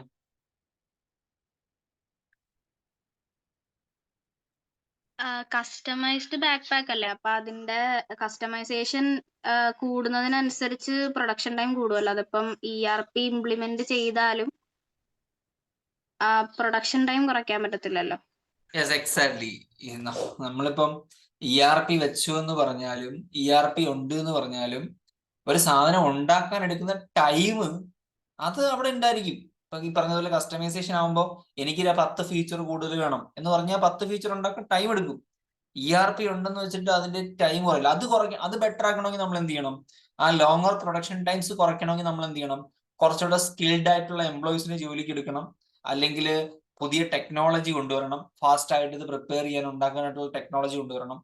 അങ്ങനെയൊക്കെ വന്നാലേ പ്രൊഡക്ഷൻ ടൈം കൂടത്തുള്ളൂ, പ്രൊഡക്ഷൻ ടൈം കുറയത്തുള്ളൂ. ERP ഹെൽപ്പ് ചെയ്യുന്ന കാര്യങ്ങളാണ് ബാക്കിയെല്ലാം. ഇപ്പം നമ്മുടെ സാധനം ഇപ്പൊ കറന്റ് സ്റ്റോക്ക് ഉണ്ടോ ഇല്ലയോ എന്ന് ERP ഉണ്ടെങ്കിൽ നമുക്ക് പറയാൻ പറ്റും കസ്റ്റമേഴ്സിനോട്. കാരണം എന്താ, ERPയിൽ കൃത്യമായിട്ട് ഡേറ്റ കാണും, എത്ര സാധനം ബാക്കിയുണ്ട് ബാക്കിയില്ല, അതിന്റെ എല്ലാ അപ്ഡേറ്റഡ് ഡേറ്റ കാണും. സോ ഒരു സ്റ്റാഫിന് ജസ്റ്റ് സിസ്റ്റത്തിൽ നോക്കിക്കഴിഞ്ഞാൽ സ്റ്റോക്ക് ഉണ്ടോ ഇല്ലയോ എന്ന് പറയാൻ പറ്റും, അല്ലാതെ വെയർഹൗസിൽ പോയിട്ട് എണ്ണി നോക്കണ്ട. അപ്പൊ അത് ERPയുടെ ഒരു ഹെൽപ്പാണ്. നിങ്ങളുടെ റോ മെറ്റീരിയൽ കുറയുമ്പോൾ, ഇപ്പൊ ഷോർട്ടേജ് ഓഫ് റോ മെറ്റീരിയൽ എപ്പോഴാണ് വരുന്നത്, നമ്മൾ റോ മെറ്റീരിയലിന്റെ കണക്ക് നോക്കാതിരിക്കുമ്പോഴായിരിക്കും പെട്ടെന്ന് ഓർഡർ വരുമ്പോൾ റോ മെറ്റീരിയൽ കുറവായിരിക്കും. ERP ഉണ്ടെങ്കിൽ നിങ്ങളുടെ റോ മെറ്റീരിയൽ ഒരു പർട്ടിക്കുലർ ലെവൽ ആകുമ്പോൾ നിങ്ങൾക്ക് സെറ്റ് ചെയ്ത് വെക്കാം. ERP സിസ്റ്റത്തിൽ കാണിക്കും റീ ഓർഡർ ലെവലായി, അടുത്ത ഓർഡർ പ്ലേസ് ചെയ്യാൻ ടൈം ആയി. അപ്പൊ നമുക്ക് അതിനനുസരിച്ച് അടുത്ത ഓർഡർ പ്ലേസ് ചെയ്യാം. അങ്ങനെയാണെങ്കിൽ ഷോർട്ടേജ് ഉണ്ടാവില്ല. പ്രൈസ്, ഇൻകറക്റ്റ് പ്രൈസ് ഒന്നും ചാർജ് ആവില്ല, കാരണം ERPയിൽ കൃത്യമായിട്ട് കറക്റ്റ് ഡേറ്റ ഉണ്ടായിരിക്കും. അപ്പൊ ഇൻകറക്റ്റ് പ്രൈസ് ആവില്ല. അപ്പൊ ഇവിടെ ERPനെ കൊണ്ട് കൺട്രോൾ ചെയ്യാൻ പറ്റാത്തത് ലോങ്ങർ പ്രൊഡക്ഷൻ ടൈംസ് ആണ്. നിശ്ചിത പറഞ്ഞത് ശരിയാണ്. പ്രൊഡക്ഷൻ ടൈം ഒന്നും കൺട്രോൾ ചെയ്യാൻ ERP കൊണ്ട് പറ്റില്ല. അതിന് നല്ല കഴിവുള്ള എംപ്ലോയീസിനെ വെക്കുക, അല്ലെങ്കിൽ ഫാസ്റ്റ് ആയിട്ട് പ്രൊഡ്യൂസ് ചെയ്യാൻ പറ്റുന്ന ടെക്നോളജിയോ മെഷീനറിയോ മേടിക്കുക. That's only choice. താഴെ തന്നിരിക്കുന്നവയിൽ ERPയുടെ കമ്പോണന്റ് അല്ലാത്തത് ഇത്. ERPയുടെ കമ്പോണന്റ് അല്ലാത്തത്, ERPയുടെ കമ്പോണന്റ് അല്ല എന്ന് പറയുമ്പോൾ അത് മറ്റൊരാളുടെ കമ്പോണന്റ് ആണ്. EPM, hope you have seen the video, enterprise performance management. അത് മറ്റൊരു സോഫ്റ്റ്വെയർ ആണ്. രണ്ടിന്റെ ഫങ്ഷൻസ് ഡിഫറെന്റ് ആണ്. ERP ഡേ ടു ഡേ ആക്ടിവിറ്റീസിനെയാണ് ഫോക്കസ് ചെയ്യുന്നത്. EPM മാനേജീരിയൽ ഡിസിഷൻസിനെയാണ് ഫോക്കസ് ചെയ്യുന്നത്, പെർഫോമൻസിനെയാണ് ഫോക്കസ് ചെയ്യുന്നത്. എന്റർപ്രൈസ് പെർഫോമൻസ് പ്ലാനിംഗ് എന്നാണ്, സോറി മാനേജ്മെന്റ് എന്നാണ് EPMന്റെ ഫുൾ ഫോം. അതിൽ തന്നെ പെർഫോമൻസ് എന്ന വാക്കുണ്ട്.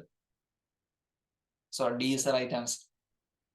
ബാക്കിയെല്ലാം ERPയുടെ ഫംഗ്ഷൻസിൽ വരുന്നതാണ്. Accounts, finance, sales, human resource.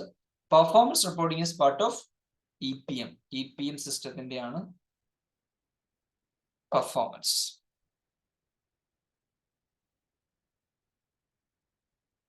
Which of the following are disadvantages of converting existing IT system into ERP system? താഴെ തന്നിരിക്കുന്നവയിൽ നമ്മുടെ നിലവിലെ IT സിസ്റ്റത്തിൽ നിന്ന് ERPയിലേക്ക് പോകുന്നത് കൊണ്ടുള്ള ഡിസഡ്വാൻറ്റേജസ് എന്തൊക്കെ? Go through the options. ഏതൊക്കെയാണ് അഡ്വാൻറ്റേജ്, ഡിസഡ്വാൻറ്റേജ് എന്ന് നോക്കുക. ചിലത് അഡ്വാൻറ്റേജ് ആയിരിക്കും. Re engineering is usually required which is time consuming, അല്ലേ? നിലവിലുള്ള IT സിസ്റ്റത്തിൽ നിന്ന് നമ്മൾ ERPയിലേക്ക് കൊണ്ടുവരുമ്പോൾ മൊത്തത്തിൽ നമ്മുടെ ബിസിനസിനെ ഉടച്ചു വാർക്കേണ്ടതായിട്ട് വരും. സോ ബിസിനസ് റീ എഞ്ചിനീയറിംഗ് ആവശ്യമാണ്. അത് വളരെയധികം ടൈം കൺസ്യൂമിംഗ് ആണ്. ഞാൻ യൂഷ്വലി പറഞ്ഞല്ലോ, ഒരു 2 വർഷമൊക്കെ എടുക്കും കേട്ടോ. ഒരു SAP ഒക്കെ കംപ്ലീറ്റ്ലി നമ്മുടെ എൻറ്റയർ ബിസിനസ്സിൽ ഇംപ്ലിമെന്റ് ചെയ്യണമെങ്കിൽ. എൻറ്റയർ ബിസിനസ് എന്ന് പറഞ്ഞാൽ മൾട്ടിനാഷണൽ കമ്പനീസിനെ സംബന്ധിച്ചാണ് പറയുന്നത്. അപ്പൊ അവരെ സംബന്ധിച്ച് ലോകത്തെമ്പാടുമുള്ള അവരുടെ ബ്രാഞ്ചുകളിലെല്ലാം ഇത് ഇംപ്ലിമെന്റ് ചെയ്ത് എംപ്ലോയീസിനെയൊക്കെ ട്രെയിൻ ചെയ്ത് പഠിപ്പിച്ചെടുത്ത് നമ്മുടെ ബിസിനസിന്റെ ഫങ്ഷൻസ് ഇതിന്റെ രീതിയിലാക്കിയൊക്കെ എടുക്കാനായിട്ട് it may take up some years. So that is first one is a disadvantage. Converting data from existing system to new ERP system is costly.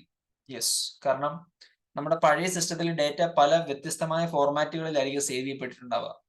അതിനെ പുതിയ സിസ്റ്റത്തിലേക്ക് കൊണ്ടുവരുന്ന സമയത്ത് അത് ഭയങ്കര ചലഞ്ചിങ് ആണ്.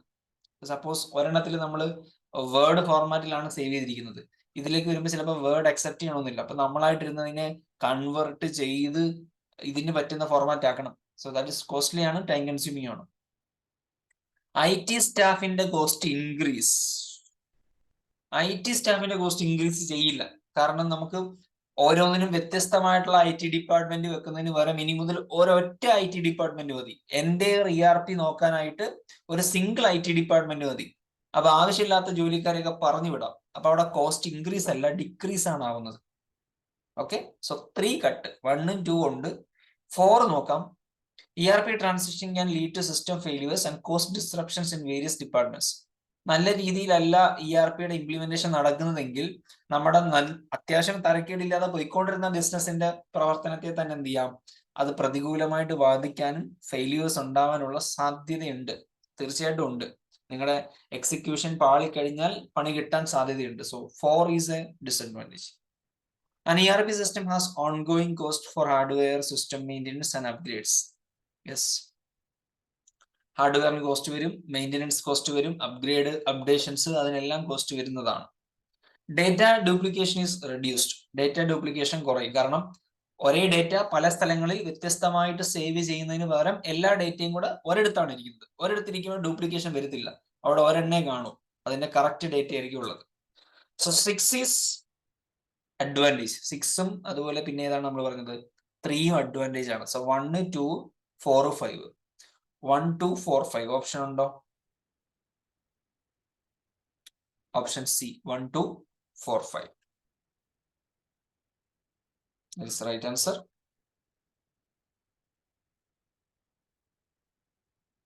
What is the primary advantage of an ERP system? ERP സിസ്റ്റത്തിന്റെ primary advantage ചെയ്ത്, ERP സിസ്റ്റത്തിന്റെ പ്രൈമറി അഡ്വാൻറ്റേജ് ചെയ്ത്.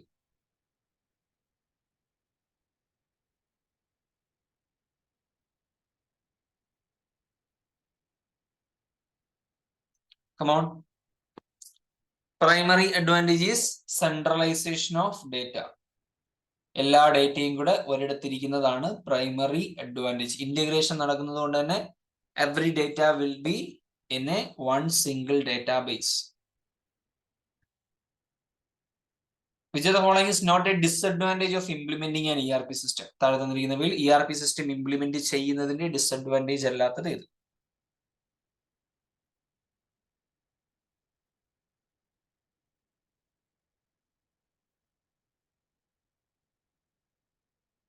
Come on.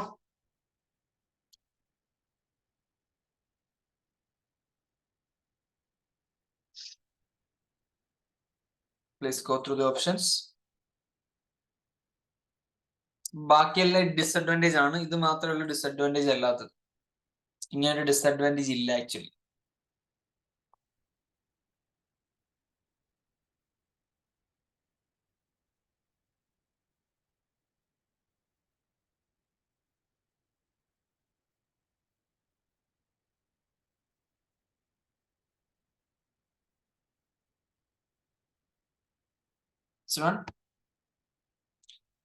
Yes, Nishita, D. Data has to be entered multiple times into each module of the ERP system. Data multiple time enter ചെയ്യണോ? ഒരു തവണ enter ചെയ്താൽ എല്ലായിടത്തും അത് കിട്ടും. നമ്മൾ ERP അല്ലാത്ത സിസ്റ്റം ആണെങ്കിലാണ് ഓരോ ആപ്ലിക്കേഷനിലും നമ്മൾ പല ടൈമിലായിട്ട് ഇങ്ങനെ വീണ്ടും അപ്ലോഡ് ചെയ്യേണ്ടി വരും. ERP ആകുമ്പോൾ സെൻട്രലൈസ്ഡ് ആയതുകൊണ്ട് ഒരിടത്ത് അപ്ലോഡ് ചെയ്ത് കഴിഞ്ഞാൽ അത് എല്ലാവർക്കും ആക്സസിബിൾ ആണ്. സോ മൾട്ടിപ്പിൾ ടൈം എൻ്റർ ചെയ്യണ്ട. അപ്പൊ അതൊരു അങ്ങനെ ഡിസഡ്വാൻറ്റേജ് ആക്ച്വലി ഇല്ല. മൾട്ടിപ്പിൾ ടൈം എൻ്റർ ചെയ്യണ്ട, ഒറ്റ തവണ എൻ്റർ ചെയ്താൽ മതി. സെൻട്രലൈസ്ഡ് ഡേറ്റാബേസ് ആണ്. ബാക്കിയെല്ലാം ഡിസഡ്വാൻറ്റേജസ് ആണ്. Option D is the right answer.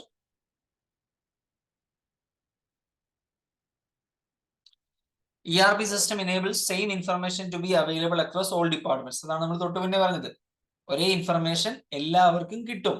Such as purchasing, production, delivery, sales, ഇങ്ങനെ എല്ലാവർക്കും ഒരേ ഇൻഫർമേഷൻ ആണ് കിട്ടുന്നത്. അല്ലാതെ ഓരോരുത്തർക്കും ഡിഫറെന്റ് ഇൻഫർമേഷൻ അല്ല കിട്ടുന്നത്. ഇങ്ങനെ എല്ലാവർക്കും ഒരെണ്ണം കിട്ടുന്നത് കൊണ്ടുള്ള ഗുണങ്ങൾ എന്തൊക്കെയാണ്? പ്രൊഡക്ഷൻ കോസ്റ്റ് കുറയ്ക്കാം, ഡ്യൂപ്ലിക്കേഷൻ എഫർട്ട് കുറയ്ക്കാം, വേസ്റ്റേജ് ടൈം കുറയ്ക്കാം. ഓൾ ഓഫ് ദി എബോവ് എല്ലാ അഡ്വാൻറ്റേജസ് ആണ്. പ്രൊഡക്ഷൻ കോസ്റ്റ് കുറയും, ഡ്യൂപ്ലിക്കേഷൻ കുറയും, വേസ്റ്റിംഗ് ടൈം കുറയും.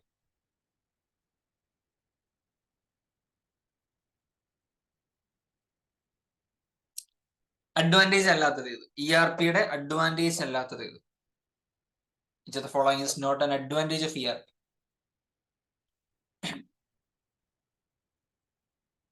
ഡേറ്റ ഡ്യൂപ്ലിക്കേഷൻ കുറയും. തൊട്ട് മുന്നേ നമ്മൾ പറഞ്ഞു ഡേറ്റ ഡ്യൂപ്ലിക്കേഷൻ തീർച്ചയായിട്ടും കുറയും, അത് അഡ്വാൻറ്റേജ് ആണ്. കമ്മ്യൂണിക്കേഷനും കോർഡിനേഷനും ഇംപ്രൂവ് ആവും, തീർച്ചയായിട്ടും ഇംപ്രൂവ് ആവും. എംപ്ലോയി ട്രെയിനിങ് സിംപ്ലിഫൈ ചെയ്യില്ല. എംപ്ലോയി ട്രെയിനിങ് കുറച്ചുകൂടെ കോംപ്ലിക്കേഷൻ ആകത്തേ ഉള്ളൂ. എംപ്ലോയീസിനെ നമ്മൾ പിന്നെ നന്നായിട്ട് പഠിപ്പിച്ചെടുക്കണം. So it does not simplify employee training, it complicates employee training. Inventories കുറച്ചുകൂടെ ബെറ്റർ ആയിട്ട് മാനേജ് ചെയ്യാൻ പറ്റും. ബിക്കോസ് തീരാറായി എന്നൊക്കെ നമുക്ക് മുൻകൂട്ടി അറിയാം, അതിനനുസരിച്ച് നമുക്ക് അടുത്ത ഓർഡർ പ്ലേസ് ചെയ്യാം. സോ അതിനെല്ലാം ഹെൽപ്ഫുൾ ആണ്. അപ്പൊ ഏഷ്യൻ പെയിന്റ്സ് ആണ് എനിക്കൊന്ന് ഇന്ത്യയിലെ ആദ്യമായിട്ട് ERP സിസ്റ്റം കൊണ്ടുവന്നൊരു കമ്പനി. So they actually use this ERP to effectively manage their inventories. പല സ്റ്റോറുകളിലും ഈ പെയിന്റ് തീരുന്നതിന് മുമ്പ് തന്നെ കൃത്യമായിട്ട് അവർ ട്രാൻസ്പോർട്ടേഷൻ നടത്തും. ഒരു സമയത്ത് ഒരു ഔട്ട് ഓഫ് സ്റ്റോക്ക് എന്ന് പറയുന്ന ഒരു സെനാരിയോ വരുന്നില്ല. കാരണം സിസ്റ്റത്തിൽ അവർക്കറിയാം ഇവിടുന്ന് ഓർഡർ പ്ലേസ് ചെയ്യണ്ട, സിസ്റ്റത്തിൽ കാണുമ്പോൾ അവർക്കറിയാം ഓക്കെ, ഈ കടയിൽ ഇത്രയും സാധനം കുറഞ്ഞിട്ടുണ്ട്, അവർക്ക് ഇന്ന ഇന്ന സാധനങ്ങൾ വേണം, അതിനനുസരിച്ച് ഇവിടുന്ന് ഓട്ടോമാറ്റിക്കലി ഓർഡർ പ്ലേസ് ആവും. അപ്പൊ അവിടെ ഡിലേസ് ഉണ്ടാവുന്നില്ല. സോ ഇവിടെ സിംപ്ലിഫൈസ് എംപ്ലോയി ട്രെയിനിങ് എന്നുള്ളതാണ് റോങ് സ്റ്റേറ്റ്മെന്റ്. ഈ ടോപ്പിക്കിലെ last question, ERP integrate dash. എന്തൊക്കെയാണ് ERP ഇന്റഗ്രേറ്റ് ചെയ്യുന്നത്?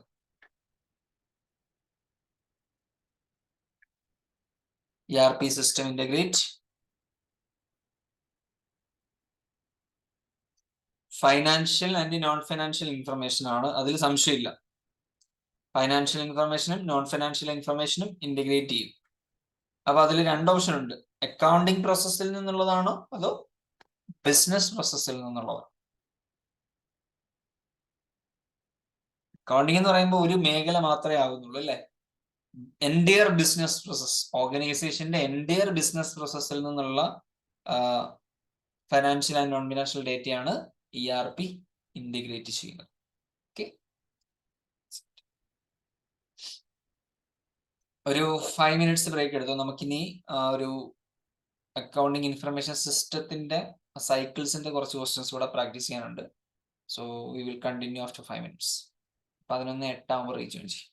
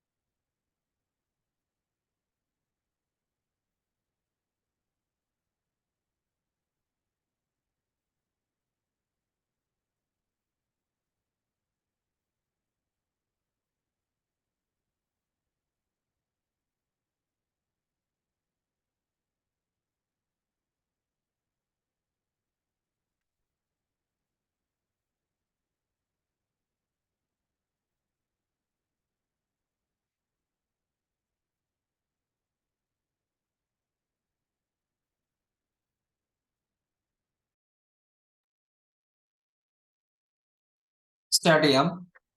Which of the following statement is not true about an accounting information system? Accounting information സിസ്റ്റത്തെ പറ്റിയിട്ട് തെറ്റായ ഒരു സ്റ്റേറ്റ്മെന്റ് ഏതെന്നാണ് ചോദിച്ചിരിക്കുന്നത്. AS എന്ന് പറയുമ്പോഴേ നിങ്ങളുടെ മനസ്സിലാക്കേണ്ട ഒരു കാര്യമുണ്ട്, input process output. So option A is right statement. Input, process, output and storage. Output is in the form of reports that management can use to analyze operations over a period of time. Yes, that is also right. Outputs പൊതുവെ ഏതെങ്കിലും ഫോമിന്റെയോ അല്ലെങ്കിൽ റിപ്പോർട്ട്സിന്റെ രൂപത്തിലായിരിക്കും ഒരു output എന്ന് പറയുന്നത്. System is error free and brings an end to an employee stealing of physical inventory.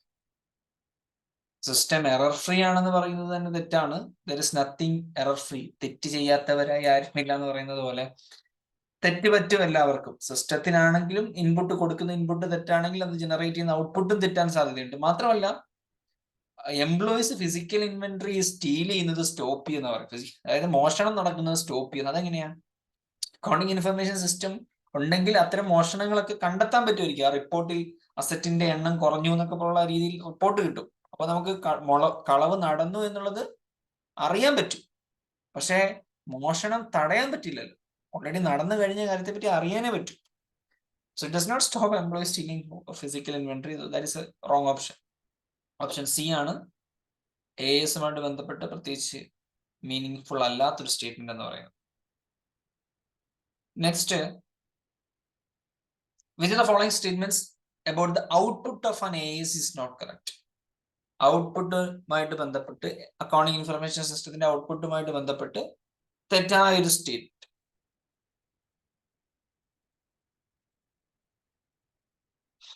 Go through the options. Reports should include a date or date range.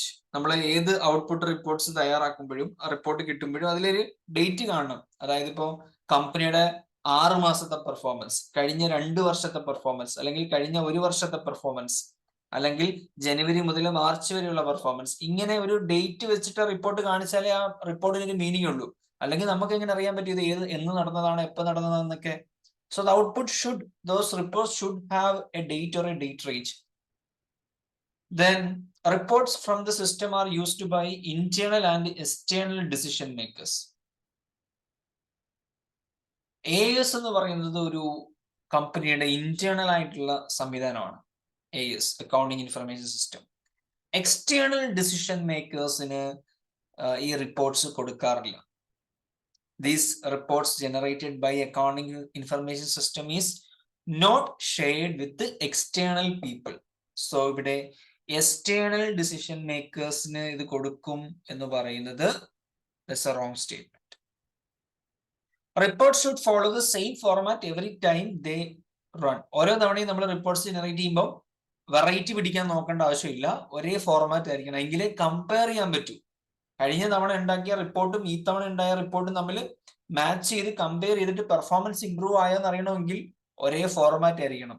Format ഇടയ്ക്കിടയ്ക്ക് മാറ്റിക്കൊണ്ടിരുന്നാൽ ആ comparison possible അല്ല. So that is a right statement. Reports ഇന്നത്തെ കാലത്ത് നിങ്ങൾക്ക് അറിയാം, electronically നമുക്ക് reports generate ചെയ്യാൻ പറ്റും, ഹാർഡ് കോപ്പി ആയിട്ട് ജനറേറ്റ് ചെയ്യാൻ പറ്റും. That's not a issue. So ഇവിടെ തെറ്റ് ഏതാന്ന് ചോദിച്ചു കഴിഞ്ഞാൽ ബി ആണ്. ബിയിൽ ഇന്റേണൽ ആയിട്ടുള്ള ആൾക്കാർ ഉപയോഗിക്കുന്നുള്ളതിൽ തെറ്റില്ല.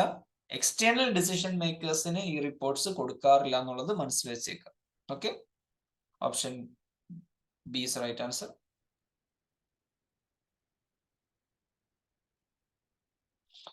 ഒരു അക്കൗണ്ടിങ് ഇൻഫർമേഷൻ സിസ്റ്റത്തെ സംബന്ധിച്ച് ഒരു source document can be dash. Source document എന്ന് വെച്ചാൽ സോഴ്സ് ഡോക്യുമെന്റ് എന്താണ്? ഒരു ട്രാൻസാക്ഷൻ നടന്നു എന്നുള്ളതിനെ സംബന്ധിച്ചിട്ടുള്ള ഒരു രേഖ. ഇപ്പൊ എക്സാമ്പിൾ ആയിട്ട് പറയാം, ഇൻവോയ്സ് ഒരു സോഴ്സ് ഡോക്യുമെന്റ് ആണ്. ഷിപ്പിംഗ് ഡീറ്റെയിൽസ് ഒരു സോഴ്സ് ഡോക്യുമെന്റ് ആണ്. ആ ട്രാൻസാക്ഷൻ നടന്നു എന്നുള്ളതിന്റെ തെളിവാണ് ആ സോഴ്സ് ഡോക്യുമെന്റ് എന്ന് പറയുന്നത്. So these source documents can be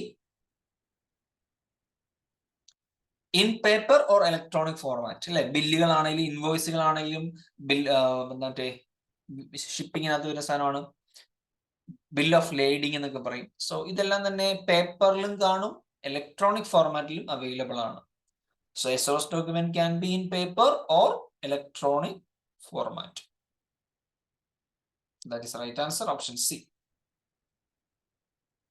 next, താഴെ തന്നിരിക്കുന്നവയിൽ AS-ന്റെ ഔട്ട്പുട്ട്സ് ഏതൊക്കെയാണ്? ഔട്ട്പുട്ട്സ്, അക്കൗണ്ടിംഗ് ഇൻഫർമേഷൻ സിസ്റ്റത്തിന്റെ ഔട്ട്പുട്ടുകൾ ഏതൊക്കെയാണ്? Balance sheet and income statement output ആണ്. Purchasing discrepancy report, payroll tax report, customer aging report, depreciation register and investment holding report, എല്ലാ റിപ്പോർട്ട്സാണ്.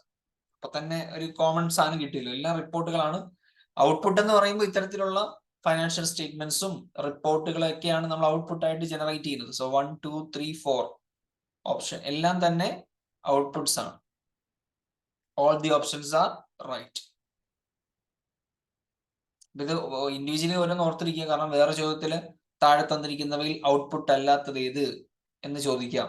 അങ്ങനെയുള്ള ക്വസ്റ്റ്യൻസ് വരാം. അപ്പൊ നമുക്ക് ഔട്ട്പുട്ട്സ് ഏതൊക്കെയാണ് നമ്മൾ പറഞ്ഞിരിക്കണം. ഓപ്ഷൻസ് ഒക്കെ പഠിച്ചു വെച്ചേക്കാം.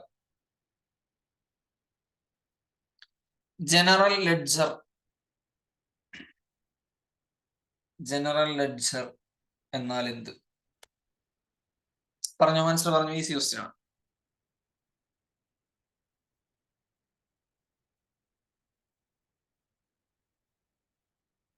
ലെഡ്ജർ അറിയാലോ, ജേണൽ എൻട്രി പ്രിപ്പയർ ചെയ്തതിനു ശേഷമാണ് നമ്മൾ എന്ത് തയ്യാറാക്കുന്നത്? ലെഡ്ജർ അക്കൗണ്ടുകൾ തയ്യാറാക്കുന്നത്. ഇനിയാണ് ജനറൽ ലെഡ്ജർ എന്ന് പറയുന്നത്. അപ്പൊ അതിന്റെ കറക്റ്റ് സ്റ്റേറ്റ്മെന്റ് അല്ലെങ്കിൽ ഡെഫിനിഷൻ ഏതാണ്?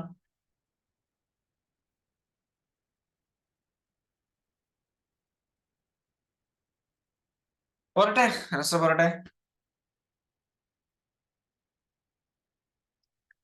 കൺഫ്യൂസ്ഡ് ആവാനുള്ള ഓപ്ഷൻസ് ഒന്നും തന്നെ ഇതിലില്ല. General ledger contains all of the transactions recorded in the accounting system through any of the journals. Journal entry ആയിട്ട് നമ്മൾ റെക്കോർഡ് ചെയ്തിരിക്കുന്ന എല്ലാ ട്രാൻസാക്ഷൻസിനെയും കൃത്യമായിട്ട് അടുത്ത ഘട്ടത്തിൽ എവിടെയാണ് റെക്കോർഡ് ചെയ്യപ്പെടുന്നത്? അതിന്റെ അതാത് ജനറൽ ലെഡ്ജർ അക്കൗണ്ടുകളിലാണ്. അപ്പം cash account debtor to sales എന്ന് പറഞ്ഞിട്ടൊരു ട്രാൻസാക്ഷൻ നടന്നു കഴിഞ്ഞാൽ ക്യാഷ് അക്കൗണ്ട് എന്നൊരു ലെഡ്ജർ അക്കൗണ്ട് ക്രിയേറ്റ് ചെയ്യപ്പെടും. അതിനകത്ത് സെയിൽസ് കാണിക്കും. സെയിൽസിന്റെ ലെഡ്ജർ അക്കൗണ്ട് ക്രിയേറ്റ് ചെയ്യപ്പെടും. അതിൽ ക്യാഷ് കാണിക്കും. ഈ രീതിയിലാണ് ട്രാൻസാക്ഷൻസ് നമ്മൾ എന്ത് ചെയ്യുന്നത്? എക്സിക്യൂട്ട് ചെയ്ത് പോകുന്നത്. അതിനുശേഷം നമ്മൾ ട്രയൽ ബാലൻസ് ക്രിയേറ്റ് ചെയ്യുന്നു. പിന്നീട് ട്രേഡിംഗ് അക്കൗണ്ട് ക്രിയേറ്റ് ചെയ്യുന്നു. Profit and loss account create ചെയ്യുന്നു. ബാലൻസ് ഷീറ്റ് ക്രിയേറ്റ് ചെയ്യുന്നു. That's how it goes.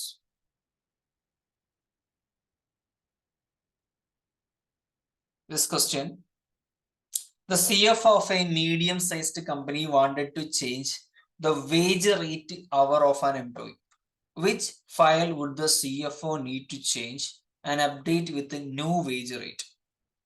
ഇപ്പോൾ ഒരു CFOയ്ക്ക് എംപ്ലോയിയുടെ വേജ് റേറ്റ് പെർ അവർ, അതായത് ഒരു അവറിന് അയാൾക്ക് എത്ര രൂപ കൊടുക്കും എന്നുള്ളത് അപ്ഡേറ്റ് ചെയ്യണം. അതിനകത്ത് ചേഞ്ച് വരുത്തണം. അപ്പൊ കഴിഞ്ഞ അയാൾക്ക് 500 രൂപ വെച്ചിട്ടാണ് മണിക്കൂറിന് കൊടുക്കുന്നത് വിചാരിക്കുക. അതെനിക്ക് 600 ആക്കണം. അങ്ങനെയാണെങ്കിൽ ഏത് ഫയലിലാണ് നമ്മൾ ഈ ഒരു ചേഞ്ച് വരുത്തേണ്ടതെന്നാണ് ചോദിച്ചിരിക്കുന്നത്. അപ്പൊ ഇവിടെ നമ്മൾ ഇത് അറിയണമെങ്കിൽ ഫയൽസ് ഏതൊക്കെയാണെന്നൊന്ന് അറിഞ്ഞിരിക്കണം. അത് ഞാൻ ഷെയർ ചെയ്ത ക്ലാസ്സിൽ ഉണ്ടായിരുന്നെന്ന് എനിക്കറിയില്ല. നമുക്ക് മെയിൻലി ഈ AS-ഉമായിട്ട് ബന്ധപ്പെട്ടിരുന്ന ഫയൽസ് ഒന്ന് മാസ്റ്റർ ഫയലും മറ്റൊന്ന് ട്രാൻസാക്ഷൻ ഫയലുമാണ്. ഓക്കെ, മാസ്റ്റർ ഫയൽ എന്ന് പറഞ്ഞു കഴിഞ്ഞാൽ ഇറ്റ് സ്റ്റോർസ് പെർമനന്റ് ഇൻഫർമേഷൻ. നമ്മുടെ ഒരു ബിസിനസിന്റെ ഒരു പർട്ടിക്കുലർ സാധനവുമായിട്ട് ബന്ധപ്പെട്ട് അതിനൊരു മാസ്റ്റർ ഫയൽ ഉണ്ടെങ്കിൽ ആ മാസ്റ്റർ ഫയലിൽ അതിന്റെ എല്ലാ പെർമനന്റ് ഇൻഫർമേഷൻസും ഉണ്ടായിരിക്കും. ഇപ്പൊ നമ്മളൊരു കസ്റ്റമറിന്റെ ഡേറ്റയാണ് അപ്ഡേറ്റ് ചെയ്യുന്നത് വിചാരിക്കുക. സർഹാദ് എന്നൊരു കസ്റ്റമർ ഉണ്ട് എനിക്ക്.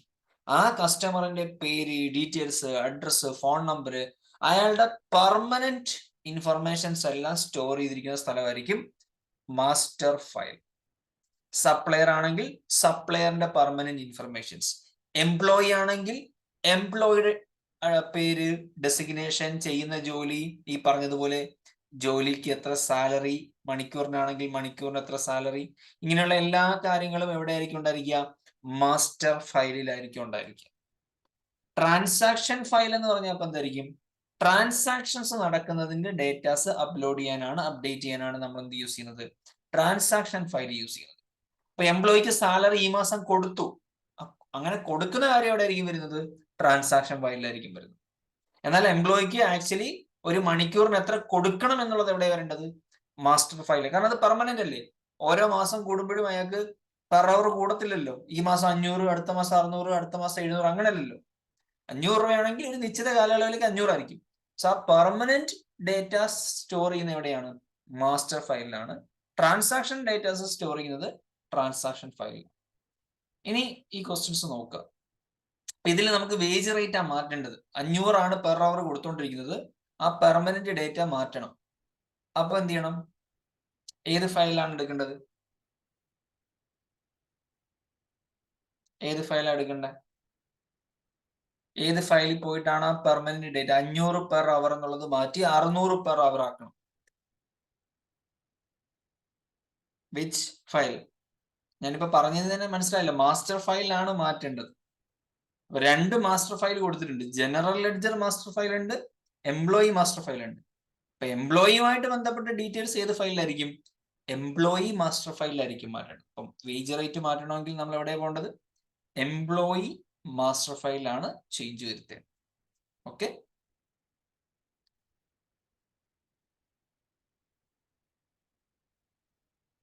ദെൻ മൈക്കിൾ പോർട്ടറിന്റെ വാല്യൂ ചെയിൻ. മൈക്കിൾ പോർട്ടർ എന്ന് പറയുന്ന പുള്ളിക്കാരൻ നമുക്കൊരു വാല്യൂ ചെയിൻ, ഒരു ബിസിനസ്സിന് എങ്ങനെ വാല്യൂ ക്രിയേറ്റ് ചെയ്യുക എന്നുള്ളതിനെ സംബന്ധിച്ചൊരു വാല്യൂ ചെയിനിന്റെ കോൺസെപ്റ്റ് പറയുന്നുണ്ട്. ഈ കാര്യങ്ങളൊക്കെ ചേരുമ്പോഴാണ് വാല്യൂ ജനറേറ്റ് ചെയ്യപ്പെടുന്നത്. അപ്പൊ ഈ വാല്യൂ ചെയിൻ ജനറേറ്റ് ചെയ്യേണ്ട കമ്പോണൻസിനെ പുള്ളി 2ആയിട്ട് തരംതിരിച്ചിട്ടുണ്ട്. പ്രൈമറി ആക്ടിവിറ്റീസ് എന്നും സപ്പോർട്ടിങ് ആക്ടിവിറ്റീസ് എന്നും.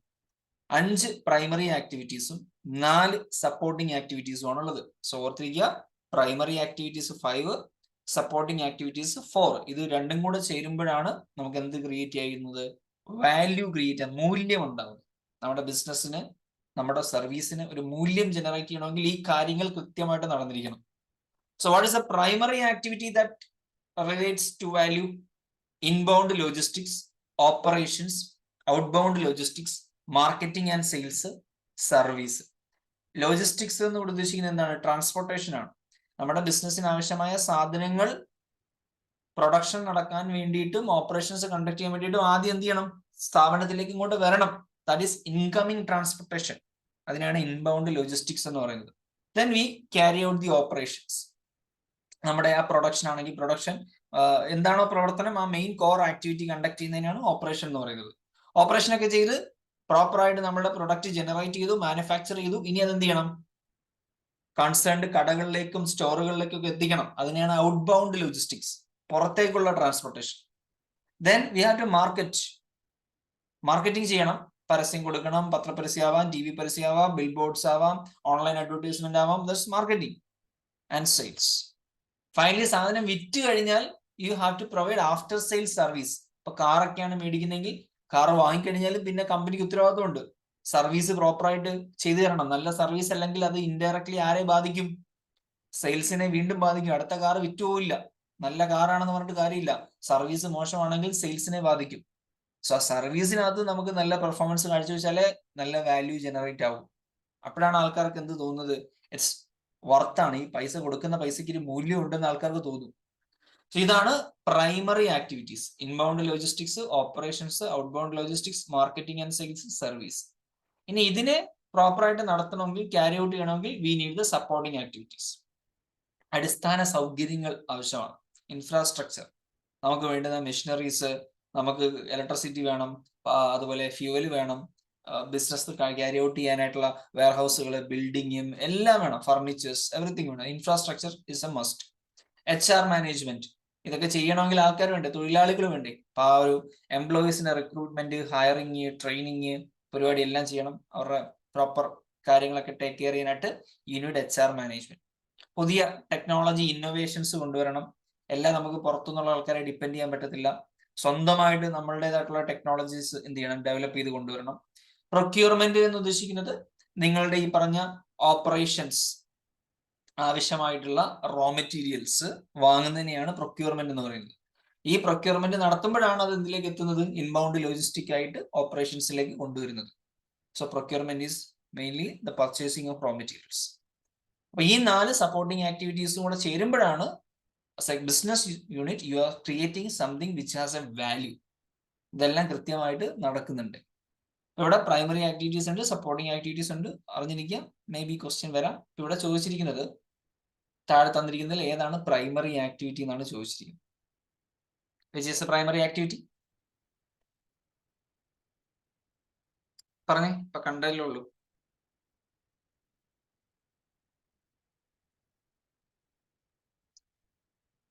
ഏതാണ്? HR ഇപ്പൊ പറഞ്ഞു സപ്പോർട്ടിംഗ് ആക്ടിവിറ്റി ആണ്, പ്രൊക്യൂർമെന്റ് സപ്പോർട്ടിംഗ് ആക്ടിവിറ്റി ആണ്, ഇൻഫ്രാസ്ട്രക്ചർ സപ്പോർട്ടിംഗ് ആക്ടിവിറ്റി ആണ്, ഓപ്പറേഷൻസ് ആണ് എന്ത്? Primary activity. മൈക്കിൾ പോർട്ടറിന്റെ വാല്യൂ ചെയിനിൽ 2 ടൈപ്പ് ആക്ടിവിറ്റീസ് ഉണ്ട്. ഏതൊക്കെയാ? Easy question. Primary and secondary ആണോ? അല്ല, പ്രൈമറി ആൻഡ് സപ്പോർട്ടിംഗ് ആക്ടിവിറ്റീസ് ആണ് പുള്ളിയുടെ 2 ടൈപ്പ് ആക്ടിവിറ്റീസ് എന്ന് പറയുന്നത്. So primary activities and supporting activities. Secondary ഒന്നും അടിച്ചു പോകരുത്. അശ്രദ്ധ കാരണമൊക്കെ പോണെങ്കിൽ പോയി അതിൽ ക്ലിക്ക് ചെയ്യും. Never do that.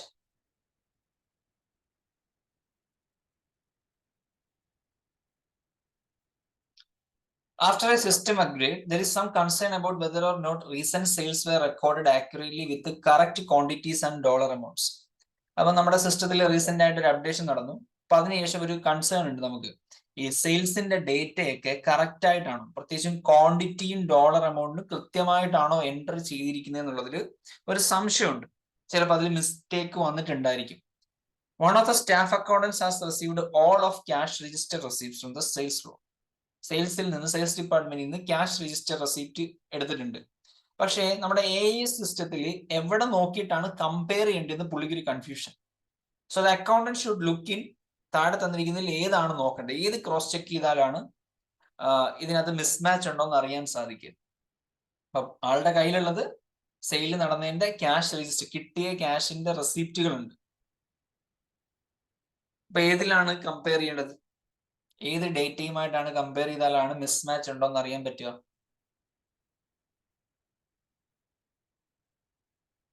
Which file? C ആണോ D ആണോ?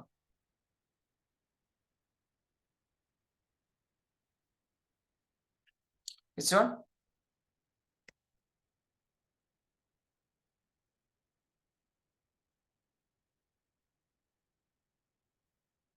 ഇപ്പൊ സെയിൽസ് എന്ന് പറയുന്നത് ഒരു ട്രാൻസാക്ഷൻ ആണ്. സെയിൽസിന്റെ ട്രാൻസാക്ഷൻ ഡേറ്റ എടുത്ത് വെച്ചിട്ടാണ് കമ്പയർ ചെയ്യേണ്ടത്. നമ്മുടെ കയ്യിൽ കിട്ടിയ ക്യാഷിന്റെ ഡേറ്റ ഇരിപ്പുണ്ട്. ഇനി നമുക്ക് അറിയേണ്ടത് ഈ അക്കൗണ്ട്സ്, ഈ കിട്ടിയിരിക്കുന്ന ക്യാഷിന് ആനുപാതികമായിട്ടുള്ള സെയിൽസ് ട്രാൻസാക്ഷന്റെ ഡേറ്റയിൽ ഉണ്ടോ എന്നാണ് ചെക്ക് ചെയ്യേണ്ടത്. അതിൽ മിസ്മാച്ച് ഉണ്ടോ, എമൗണ്ടിലോ ക്വാണ്ടിറ്റിയിലോ മിസ്മാച്ച് ഉണ്ടോ എന്നാണ് ചെക്ക് ചെയ്യേണ്ടത്. So we have to compare it with transaction files. നടന്ന ട്രാൻസാക്ഷന്റെ ഫയലുമായിട്ടാണ് എന്ത് ചെയ്യേണ്ടത്, കമ്പയർ ചെയ്യേണ്ടത്. Then we will be able to identify if there is any kind of deviation in both the datas. Okay. Chart of accounts എന്താണെന്ന് ചോദിച്ചാല്, chart of accounts നമ്മൾ നേരത്തെ കാണിച്ച പിക്ചറിൽ ഉണ്ട്. Chart of accounts it's a list of general accounts used by an organisation. അതായത് നമ്മുടെ സ്ഥാപനത്തിൽ എത്രയൊക്കെ ലെഡ്ജർ അക്കൗണ്ട് ഉണ്ട്, ആ ലെഡ്ജർ അക്കൗണ്ടിന്റെ എല്ലാം കൂടെ ലിസ്റ്റിനെയാണ് ചാർട്ട് ഓഫ് അക്കൗണ്ട്സ് എന്ന് പറയുന്നത്. ഇപ്പോ സെയിൽസ്, പർച്ചേസ്, ക്യാപിറ്റൽ എന്ന് പറഞ്ഞിട്ട് നമുക്ക് ഇഷ്ടംപോലെ ലെഡ്ജർ അക്കൗണ്ട് കാണുമല്ലോ. ആ ലെഡ്ജർ അക്കൗണ്ടിന്റെ എല്ലാം കൂടെ ലിസ്റ്റിനെയാണ് ചാർട്ട് ഓഫ് അക്കൗണ്ട്സ് എന്ന് പറയുന്നത്.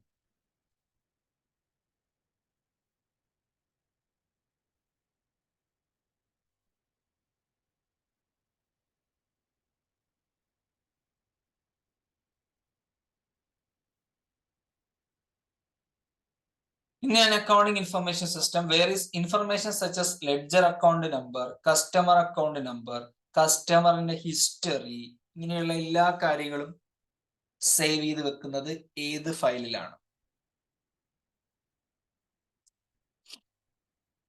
ലെഡ്ജർ അക്കൗണ്ടിന്റെ ലിസ്റ്റിനെയാണ് ചാർട്ട് ഓഫ് അക്കൗണ്ട്സ് എന്ന് പറയുന്നത്. തമ്മിൽ തിരിഞ്ഞു പോരുത്.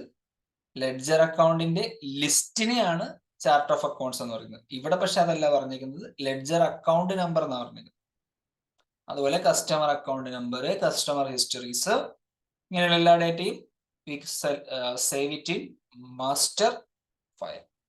മാസ്റ്റർ ഫയലിലായിരിക്കും ഈ ഡേറ്റാസ് എല്ലാം തന്നെ പെർമനന്റ്ലി സ്റ്റോർ ചെയ്യുന്നത്. മാസ്റ്റർ ഫയൽ എന്ന് കേൾക്കുമ്പോൾ മനസ്സിൽ വരേണ്ട ഒരു കീവേഡ് ആണ് permanent. It stores permanent information. Which of the following type of transactions will usually be recorded in the accounting information system using general journal? നമ്മുടെ ഈ അക്കൗണ്ടിങ് ഇൻഫർമേഷൻ സിസ്റ്റത്തിൽ ജനറൽ ജേണൽ ഉപയോഗിച്ചിട്ട് റെക്കോർഡ് ചെയ്യുന്ന ഇൻഫർമേഷൻസ് ഏതൊക്കെയാണെന്നാണ് ചോദിച്ചിരിക്കുന്നത്. അപ്പൊ അതൊന്ന് നിങ്ങൾ സ്ക്രീൻഷോട്ട് എടുക്കുകയോ ബുക്കിലേക്ക് എഴുതി വെക്കുകയോ ചെയ്യേണ്ട കാര്യമാണ്. ഈ ജനറൽ ജേണൽ ഉപയോഗിച്ചിട്ട് നമ്മൾ റെക്കോർഡ് ചെയ്യുന്ന ഐറ്റംസ് ഇതിനകത്ത് ഏതും ഓപ്ഷൻസിൽ വരാം. ജസ്റ്റ് ടേക്ക് എ സ്ക്രീൻഷോട്ട്, അല്ലെങ്കിൽ റെക്കോർഡിങ്സ് കിട്ടും അപ്പോഴെടുത്ത് നോക്കി എഴുതി വെച്ചിരുന്നാലും മതി.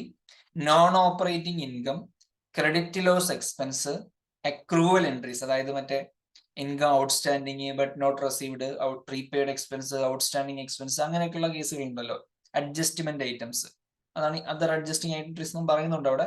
അപ്പൊ ഇങ്ങനെയുള്ള ഐറ്റംസ് ഒക്കെയാണ് ജനറൽ ജേണൽ ഉപയോഗിച്ച്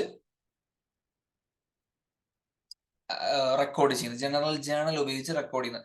ബാക്കി ഓപ്ഷൻ ഉള്ളപ്പോൾ സെയിൽസ് ട്രാൻസാക്ഷൻ, പർച്ചേസ് ട്രാൻസാക്ഷൻ, ഇങ്ങനെയുള്ള നോർമൽ സെനാരിയോയിൽ വരുന്ന ട്രാൻസാക്ഷൻസ് ഒക്കെ നമ്മൾ സ്പെഷ്യൽ ജേർണൽസ് ഉപയോഗിച്ചിട്ടാണ് റെക്കോർഡ് ചെയ്യുന്നത്. അതും ഓർത്ത് വെച്ചേക്കാം. ഇപ്പൊ സെയിൽസ് ട്രാൻസാക്ഷൻസ് താഴെ തന്നിരിക്കുന്ന purchase, cash disbursement, cash receipt, ഇങ്ങനെയുള്ള നോർമൽ ട്രാൻസാക്ഷൻസ് എല്ലാം നമ്മൾ യൂസ് ചെയ്യുന്നത് AS സ്പെഷ്യൽ ജേർണൽ എന്ന സംവിധാനം ഉപയോഗിച്ചിട്ടാണ്. അതേസമയം ഈ റെഗുലർ ആയിട്ട് സംഭവിക്കുന്നത്, ഇപ്പൊ credit loss expense, adjusting items, non operating income എന്നൊക്കെ പറയുന്നത് റെക്കറിംഗ് അല്ല, വല്ലപ്പോഴും സംഭവിക്കുന്ന കുറച്ച് കാര്യങ്ങളാണ്. അപ്പൊ അത്തരം ഐറ്റംസ് നമ്മൾ യൂസ് ചെയ്യുന്നത് ജനറൽ ജേണൽ എന്ന സാധനം ഉപയോഗിച്ചിട്ടാണ്. Normal items special journal. അപ്പൊ അതൊന്ന് ബുക്കിലേക്ക് നോട്ട് ചെയ്ത് വെച്ചേക്കാം, പിന്നീടാണെങ്കിൽ മറന്നുപോകും.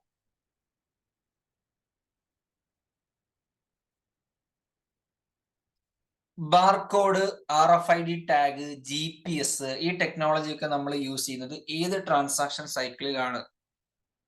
സൈക്കിൾസ് കുറെ ഉണ്ട് നമുക്ക്. പർച്ചേസിങ് സൈക്കിള് അല്ലെങ്കിൽ എക്സ്പെൻഡിച്ചർ സൈക്കിൾ എന്ന് വിളിക്കും, റവന്യൂ സൈക്കിൾ അല്ലെങ്കിൽ O2C, order to cash cycle എന്ന് വിളിക്കും, production cycle, HR cycle, then fixed asset cycle, financing cycle, അങ്ങനെ ഒരുപാട് സൈക്കിൾ ഉണ്ട്. ഈ ബാർകോഡ്, RFID ടാഗ് എന്ന് പറഞ്ഞാൽ ഈ ഇൻവെന്ററിയുമായിട്ട് ബന്ധപ്പെട്ട ഒരു ടാഗ് ആണ്. നമുക്ക് ഇൻവെന്ററി ഡേറ്റയുമായിട്ടൊക്കെ യൂസ് ചെയ്യുന്ന ഒരു ടെക്നോളജിക്കൽ സാധനമാണ് RFID ടാഗ്. GPS അറിയാലോ, ലൊക്കേഷൻ. അപ്പൊ ഇങ്ങനെയുള്ള barcode you already know, scan ചെയ്തെടുക്കാനാണ് ബാർകോഡ് യൂസ് ചെയ്യുന്നത്. ഇതെല്ലാം ഏറ്റവും കൂടുതൽ ഉപയോഗിക്കുന്നത് ഇതിൽ ഏത് സൈക്കിളിലായിരിക്കും?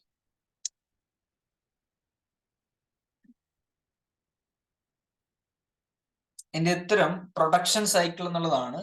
പക്ഷേ പർച്ചേസിങ് സൈക്കിളിലും റവന്യൂ സൈക്കിളിലും ഒക്കെ ഇത് ഉപയോഗിക്കാനൊക്കെ പറ്റും. പ്രത്യേകിച്ചും ഇപ്പൊ GPS അല്ലെങ്കിൽ ബാർകോഡൊക്കെ നമ്മളുടെ ഈ പറഞ്ഞ ഓപ്ഷൻ എയിലും ഓപ്ഷൻ സിയിലും യൂസ് ചെയ്യാൻ പറ്റുന്ന സാധനം തന്നെയാണ്. ഫൈനാൻസിങ് സൈക്കിളിൽ ഇതൊന്നും യൂസ് ചെയ്യാൻ പറ്റില്ല. ഫൈനാൻസിങ് സൈക്കിളിന് ഇതുമായിട്ടൊന്നും ബന്ധമില്ല. അവിടെ പൈസയുടെ കാര്യങ്ങൾ മാത്രമേ നടക്കുന്നുള്ളൂ. അവിടെ ബാർകോഡോ GPS-ന്റെ ഒന്നും ആവശ്യം വരുന്നില്ല. അപ്പൊ അത് ഈസിലി കട്ട് ഔട്ട് ആണ്. പക്ഷെ Aയും Bയും Dയും ഇതിനകത്ത് മൂന്നിനകത്തും ഈ പറഞ്ഞ ടെക്നോളജീസ് ഉപയോഗിക്കാൻ പറ്റും.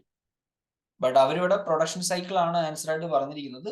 But that doesn't mean that purchasing സൈക്കിളിലോ റവന്യൂ സൈക്കിളിലോ അത് പറ്റില്ല എന്നല്ല. അപ്പൊ അവര് തന്നെ ഓപ്ഷൻസിന്റെ എക്സ്പ്ലനേഷനിൽ പറയുന്നുണ്ട്, the process of purchasing might use some automated technologies but this is not the best answer. കൂട്ടത്തിൽ ഏറ്റവും കൂടുതൽ ഇത് ഉപയോഗിക്കപ്പെടുന്നത് എവിടെയാണ്? പ്രൊഡക്ഷൻ സൈക്കിളിലാണ്. പ്രത്യേകിച്ച് ഈ മൂന്ന് ടെക്നോളജി മാനുഫാക്ചറിങ്ങിന്റെ ഭാഗമായിട്ട് വരുമ്പോഴാണ് ഇത് കൂടുതലും ഈ മൂന്ന് ടെക്നോളജീസും യൂസ് ചെയ്യപ്പെടുന്നത്. സോ ബാക്കിയുള്ളതിൽ യൂസ് ചെയ്യുമായിരിക്കും ചിലതൊക്കെ, ബട്ട് ഇത് മൂന്നും കൂടെ യൂസ് ചെയ്യുന്ന ബെസ്റ്റ് ആൻസർ എന്ന് പറയുന്നത് പ്രൊഡക്ഷൻ സൈക്കിളാണ്.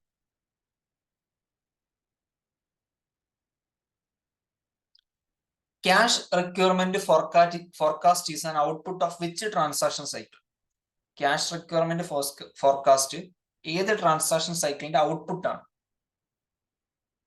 U have to study the outputs. Cash forecast എന്ന് പറഞ്ഞാൽ എന്താ? അടുത്ത വർഷം അല്ലെങ്കിൽ വരാൻ പോകുന്ന 6 മാസത്തേക്ക് നമുക്ക് എത്ര രൂപ ആവശ്യം വരും, എത്ര ക്യാഷിന്റെ റിക്വയർമെന്റ് ഉണ്ട്, എത്ര പൈസ വേണ്ടി വരും എന്നൊക്കെ ഫോർകാസ്റ്റ് ഏത് ട്രാൻസാക്ഷൻ സൈക്കിളിന്റെ ഔട്ട്പുട്ട്സ് ആണ്?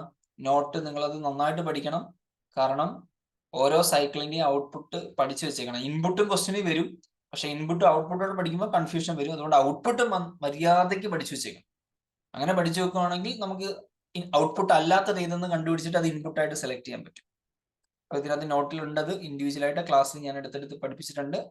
റീവാച്ച് ചെയ്യുക കണ്ടിട്ടില്ലെങ്കിൽ. സോ ഓരോ സൈക്കിളിന്റെയും ഔട്ട്പുട്ട്സ് നോക്കുക. അപ്പൊ ഇവിടെ നോക്കുക, എ ക്യാഷ് റിക്വയർമെന്റ് ഫോർകാസ്റ്റ് ഏതിന്റെ ഔട്ട്പുട്ട് ആണ്? പർച്ചേസിങ് ആൻഡ് എക്സ്പെൻഡിച്ചർ സൈക്കിളിന്റെ ഔട്ട്പുട്ട് ആണ് ക്യാഷ് റിക്വയർമെന്റ് പോസ്റ്റ്. കാരണം നമ്മൾ സാധനം മേടിക്കുമ്പോഴല്ലേ ക്യാഷ് പുറത്തേക്ക് പോകുന്നത്. നമുക്ക് ക്യാഷ് ആവശ്യമായിട്ട് വരുന്ന എപ്പോഴാണ്? ആർക്കെങ്കിലും കാശ് കൊടുക്കേണ്ടി വരുമ്പോൾ. കാശ് കൊടുക്കേണ്ടി വരുന്ന എപ്പോഴാണ്? പർച്ചേസ് നടത്തുമ്പോൾ. പർച്ചേസ് നടത്തുമ്പോഴാണ് ക്യാഷ് വരുന്നത്.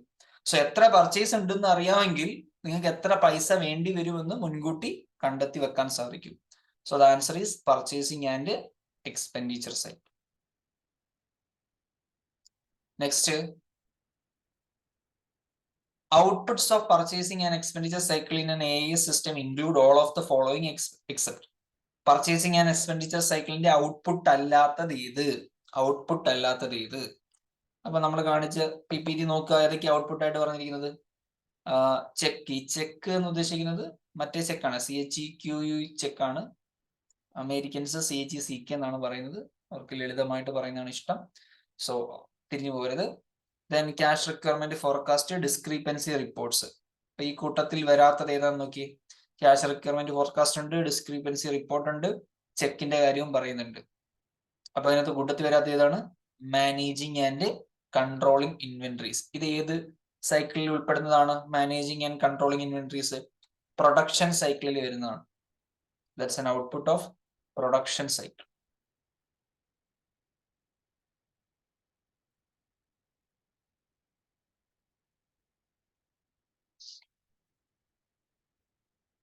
ക്വസ്റ്റ്യൻസ് കാണുമ്പോൾ അറിയാലോ, ഇത് നമ്മൾ ആ നോട്ട് കൃത്യമായിട്ട് പഠിക്കാതെ ഈ ക്വസ്റ്റ്യൻസ് അറ്റൻഡ് ചെയ്യാൻ പറ്റത്തില്ല. So it's A must. ഓരോ സൈക്കിളിന്റെയും ഔട്ട്പുട്ട് എന്തൊക്കെയാണെന്നുള്ളത് കൃത്യമായിട്ടും വ്യക്തമായിട്ടും അറിഞ്ഞിരുന്നാൽ മാത്രമേ ഈ ചോദ്യങ്ങളുടെയൊക്കെ ഉത്തരം എഴുതാൻ സാധിക്കൂ. അതുകൊണ്ടാണ് ഞാൻ ആ ക്ലാസ് കണ്ടിട്ട് മാത്രം ക്വസ്റ്റ്യൻ പ്രാക്ടീസ് ചെയ്യാൻ വരണമെന്ന് പറഞ്ഞത്. Purchasing and expenditure cycle begins when. എപ്പോഴാണ് എക്സ്പെൻഡിച്ചർ സൈക്കിൾ തുടങ്ങുന്നത്? എക്സ്പെൻഡിച്ചർ സൈക്കിൾ തുടങ്ങുന്നത് എപ്പോഴാണ്? എക്സ്പെൻഡിച്ചർ സൈക്കിൾ തുടങ്ങുന്നത് എപ്പോഴാണ് നോക്കുക. ഇതാണ് എക്സ്പെൻഡിച്ചർ സൈക്കിളിന്റെ തുടക്കം. ഇതാണ് cycle. Inventory control creates a purchase requisition. Inventory control department ഉണ്ട്. ആ ഡിപ്പാർട്ട്മെന്റ് പറയും നമ്മുടെ ഇൻവെന്ററി കുറഞ്ഞിട്ടുണ്ട്, നമുക്ക് പുതുതായിട്ട് ഇൻവെന്ററിയുടെ ആവശ്യമുണ്ട് എന്ന് പറയുന്നത് ഇൻവെന്ററി കൺട്രോൾ ഡിപ്പാർട്ട്മെന്റ് ആണ്. സോ അവരത് പറയുന്നിടത്താണ് എന്ത് തുടങ്ങുന്നത്? എക്സ്പെൻഡിച്ചർ സൈക്കിൾ തുടങ്ങുന്നത്. പർച്ചേസ് ഡിപ്പാർട്ട്മെന്റ് അല്ല പറയുന്നത് വാങ്ങണമെന്ന്. ഇൻവെന്ററി കൺട്രോൾ ഡിപ്പാർട്ട്മെന്റ് ആണ് പറയുന്നത്. അത് കേട്ടിട്ടാണ് purchase department purchase order place ചെയ്യുന്നത്. ഓക്കെ, സോ എവിടെ തുടങ്ങുന്നത്? Inventory control creates a purchase requisition. അവിടെയാണ് തുടങ്ങുന്നത്. സോ ഓപ്ഷൻ ഈസ്, അതുകൊണ്ട് ഇവിടെ ഓപ്ഷനെ നമ്മൾ തെറ്റിക്കാൻ വേണ്ടി കൊടുത്തിരിക്കുക. പർച്ചേസ് ഓർഡർ പ്രിപ്പയർ ചെയ്യുന്നത് പർച്ചേസിംഗ് ഡിപ്പാർട്ട്മെന്റ് ആണ്. അതായിക്കോട്ടെ, അവര് പക്ഷെ അത് ചെയ്യുമ്പോഴാണ് ഈ സൈക്കിൾ തുടങ്ങുന്നത്? അല്ല. Internal purchase requisition is prepared by respective department manager. Internal control department അവിടെ നിന്ന് പർച്ചേസ് റിക്വസിഷൻ ആവശ്യപ്പെടുമ്പോഴാണ് ഈ പർട്ടിക്കുലർ സൈക്കിളിന്റെ തുടക്കം എന്ന് പറയുന്നത്. So just study those cycles and outputs. Which of the following statements about revenue to cash cycle in an accounting information system is not true? Revenue to cash സൈക്കിളിന്റെ പറ്റിയിട്ടുള്ള തെറ്റായ statement ചെയ്തു. Wrong statement ചെയ്തു. The system should automatically invoice customers when products are shipped. Okay. Inputs to the revenue cycle can be made on a computer, tablet, or the internet. Fair. Sale of a product should automatically adjust the inventory levels. Sale of a product should automatically increase the next raw material order. So സിയും ഡിയും തമ്മിൽ നിങ്ങൾക്ക് ഓപ്ഷനിൽ ഒരു similarity feel ചെയ്യുന്നുണ്ട് അല്ലേ? അതിന്റെ ഒരു തുടക്കം സെയിം ആണ്, പക്ഷെ അവസാനത്തെ വാചകം മാത്രം ചേഞ്ച് ചെയ്ത് തന്നിട്ടുണ്ട്. വിച്ച് മീൻസ് അതിൽ ഒരെണ്ണം തെറ്റാണ്. The sale of a product should automatically increase the next raw material order. നമ്മളൊരു സാധനം വിറ്റ ഉടനെ നമ്മുടെ അടുത്ത ഓർഡർ പ്ലേസ് ചെയ്യൂ, അല്ലെങ്കിൽ ഓർഡറിന്റെ ഇത് കൂട്ടൂ, അങ്ങനെ സിസ്റ്റം വെക്കൂ. കാരണം തൊട്ട് മുന്നത്തെ കേസിൽ നമ്മൾ പറഞ്ഞിട്ടുണ്ട്, റോ മെറ്റീരിയൽ പർച്ചേസ് ചെയ്യണം എന്ന് പറയുന്നത് ആരാണ്? ഇൻവെന്ററി കൺട്രോൾ ഡിപ്പാർട്ട്മെന്റ് ആണ്.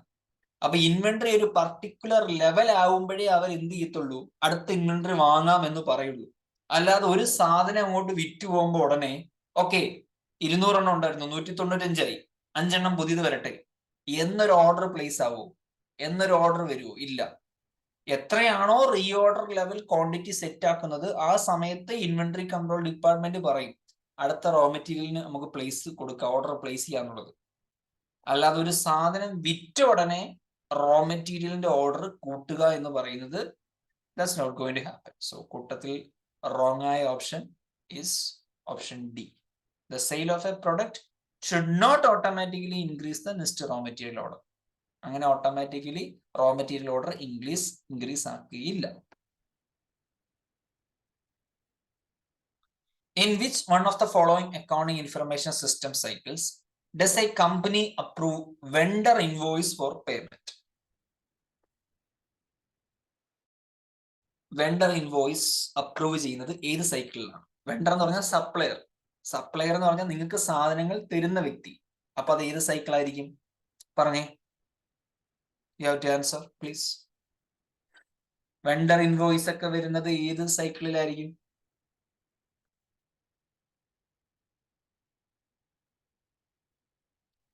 Come on.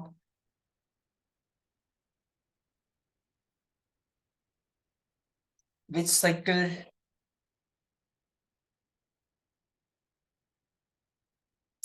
വെണ്ടർ എന്ന് പറഞ്ഞാൽ നിങ്ങൾക്ക് സാധനം തരുന്ന ആള്. നിങ്ങൾക്ക് സാധനം ഒരാൾ തരണമെങ്കിൽ നിങ്ങൾ അയാളുടെ കയ്യിൽ നിന്ന് സാധനം എന്ത് ചെയ്യണം? വാങ്ങണം. അപ്പൊ അത് ഏത് സൈക്കിൾ ആയിരിക്കും?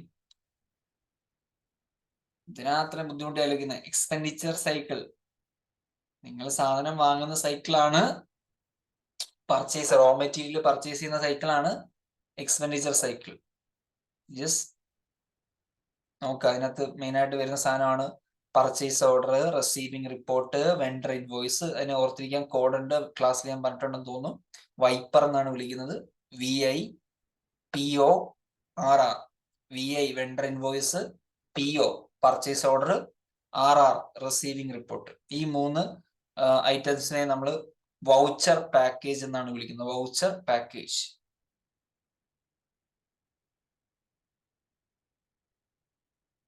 Next question. Barcode scanners may be used as input device in all of the following transaction cycles except. Barcode scanner നമ്മൾ ഡേറ്റ ഇൻപുട്ട് ചെയ്യാനായിട്ട് താഴെ തന്നിരിക്കുന്ന 3 സൈക്കിൾസിലും യൂസ് ചെയ്യാറുണ്ട്. ഒരെണ്ണത്തിൽ, ഈ ഒരു പർട്ടിക്കുലർ സൈക്കിളിൽ സാധനത്തിൽ നമ്മൾ ബാർകോഡ് സ്കാനർ ഒന്നും യൂസ് ചെയ്യില്ല. ബാർകോഡ് സ്കാനർ യൂസ് ചെയ്യാത്ത ഒരു സൈക്കിൾ ഏത് എന്നുള്ളതാണ്. പർച്ചേസിംഗ് സൈക്കിളിലും എക്സ്പെൻഡിച്ചർ സൈക്കിളിലും ഒക്കെ ബാർകോഡ് സ്കാനർ യൂസ് ചെയ്യും. പർച്ചേസ് ചെയ്യുമ്പോൾ നമുക്ക് റോ മെറ്റീരിയൽ കിട്ടും. സോ അതിന്റെ ഡേറ്റ ഇൻപുട്ട് ചെയ്യാനായിട്ട് ബാർകോഡ് സ്കാനേഴ്സ് യൂസ് ചെയ്യും. പ്രൊഡക്ഷൻ സൈക്കിളിൽ യൂസ് ചെയ്യും. റവന്യൂ ടു ക്യാഷ് സൈക്കിളിലും യൂസ് ചെയ്യും. യൂസ് ചെയ്യാത്തത് general ledger and reporting system. Ledger account ഉണ്ടാക്കുന്നതും ബാർകോഡ് സ്കാൻ ചെയ്യുന്നതും തമ്മിൽ ബന്ധമില്ല. നമ്മൾ ജേണൽ എൻട്രി നോക്കിയിട്ടാണ് എന്ത് ചെയ്യുന്നത്? ജനറൽ ലെഡ്ജേഴ്സ് പ്രിപ്പയർ ചെയ്യുന്നത്. So it has nothing to do with general ledger. താഴെ തന്നിരിക്കുന്നതിനെ ഫൈനാൻസിങ് സൈക്കിളിന്റെ ബേസിലാണ് ചോദിച്ചിരിക്കുന്നത്. Inputs and outputs. ഫൈനാൻസിങ് സൈക്കിളിന്റെ ഇൻപുട്ട് ഏതൊക്കെ തന്നിരിക്കുന്നതിൽ, ഇൻപുട്ട് ഏതൊക്കെ, ഔട്ട്പുട്ട് ഏതൊക്കെ. അപ്പൊ ഇങ്ങനെ ക്വസ്റ്റ്യൻ വരുമ്പോൾ അതിന് ഉത്തരം കണ്ടെത്താൻ വേണ്ടി പറഞ്ഞിട്ടുള്ളത് ഔട്ട്പുട്ട് ഏതൊക്കെയെന്ന് മസ്റ്റായിട്ടും പഠിച്ചു വെക്കുക. രണ്ടും കൂടെ പഠിക്കുമ്പോൾ തിരിഞ്ഞു പോകാൻ സാധ്യതയുണ്ട്. സോ ഔട്ട്പുട്ട് കൃത്യമായിട്ട് പഠിച്ചു വെക്കുവാണെങ്കിൽ ഇൻപുട്ട് ഏതൊക്കെയെന്ന് അതിൽ നിന്ന് മാറ്റിയെടുക്കാം, ഫിൽട്ടർ ചെയ്തെടുക്കാൻ പറ്റും. സോ ഓപ്ഷൻസ് നോക്കുക, അതിൽ ഔട്ട്പുട്ട്സ് ഏതൊക്കെയെന്ന് ആദ്യം കണ്ടുപിടിക്കുക. ഫൈനാൻസിങ് സൈക്കിളിന്റെ ആണ് ചോദിച്ചിരിക്കുന്നത്. സോ ഫൈനാൻസിങ് സൈക്കിളിന്റെ ഔട്ട്പുട്ട്സ് എന്തൊക്കെയാണ്? ജസ്റ്റ് PPT ഒന്ന് കാണിച്ചേക്കാം എനിക്ക് റെഫർ ചെയ്യാനായിട്ട്.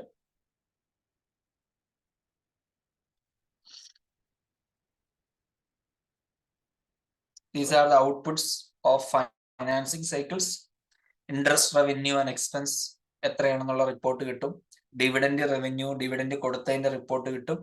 ക്യാഷ് കളക്ഷന്റെ ഡിസ്ബേഴ്സ്മെന്റിന്റെ സമ്മറൈസ്ഡ് റിപ്പോർട്ട് കിട്ടും. പ്രൊജക്റ്റഡ് ക്യാഷ് ഫ്ലോ എത്രയാണെന്നുള്ള ക്യാഷ് ബജറ്റ് റിപ്പോർട്ട് കിട്ടും. റിട്ടേൺ ഓൺ ഇൻവെസ്റ്റ്മെന്റ് പോലുള്ള സിഗ്നിഫിക്കന്റ് റേഷ്യോസിന്റെ റിപ്പോർട്ട്സ് കിട്ടും. These are the outputs of financing cycle. ഇനി നോക്കിയേ, cash collection and disbursement summary ഒരു ഔട്ട്പുട്ടാണ്. ക്യാഷ് ബജറ്റ് ഔട്ട്പുട്ടാണ്. Information on dividend received and paid 235 235 output. ഇപ്പൊ ബാക്കി ഉള്ള എല്ലാം paper cheque received from customer input ആണ്. Remittance advised received with cheque from customer input ആണ്. ബാങ്ക് സ്റ്റേറ്റ്മെന്റ് ഇൻപുട്ട് ആണ്.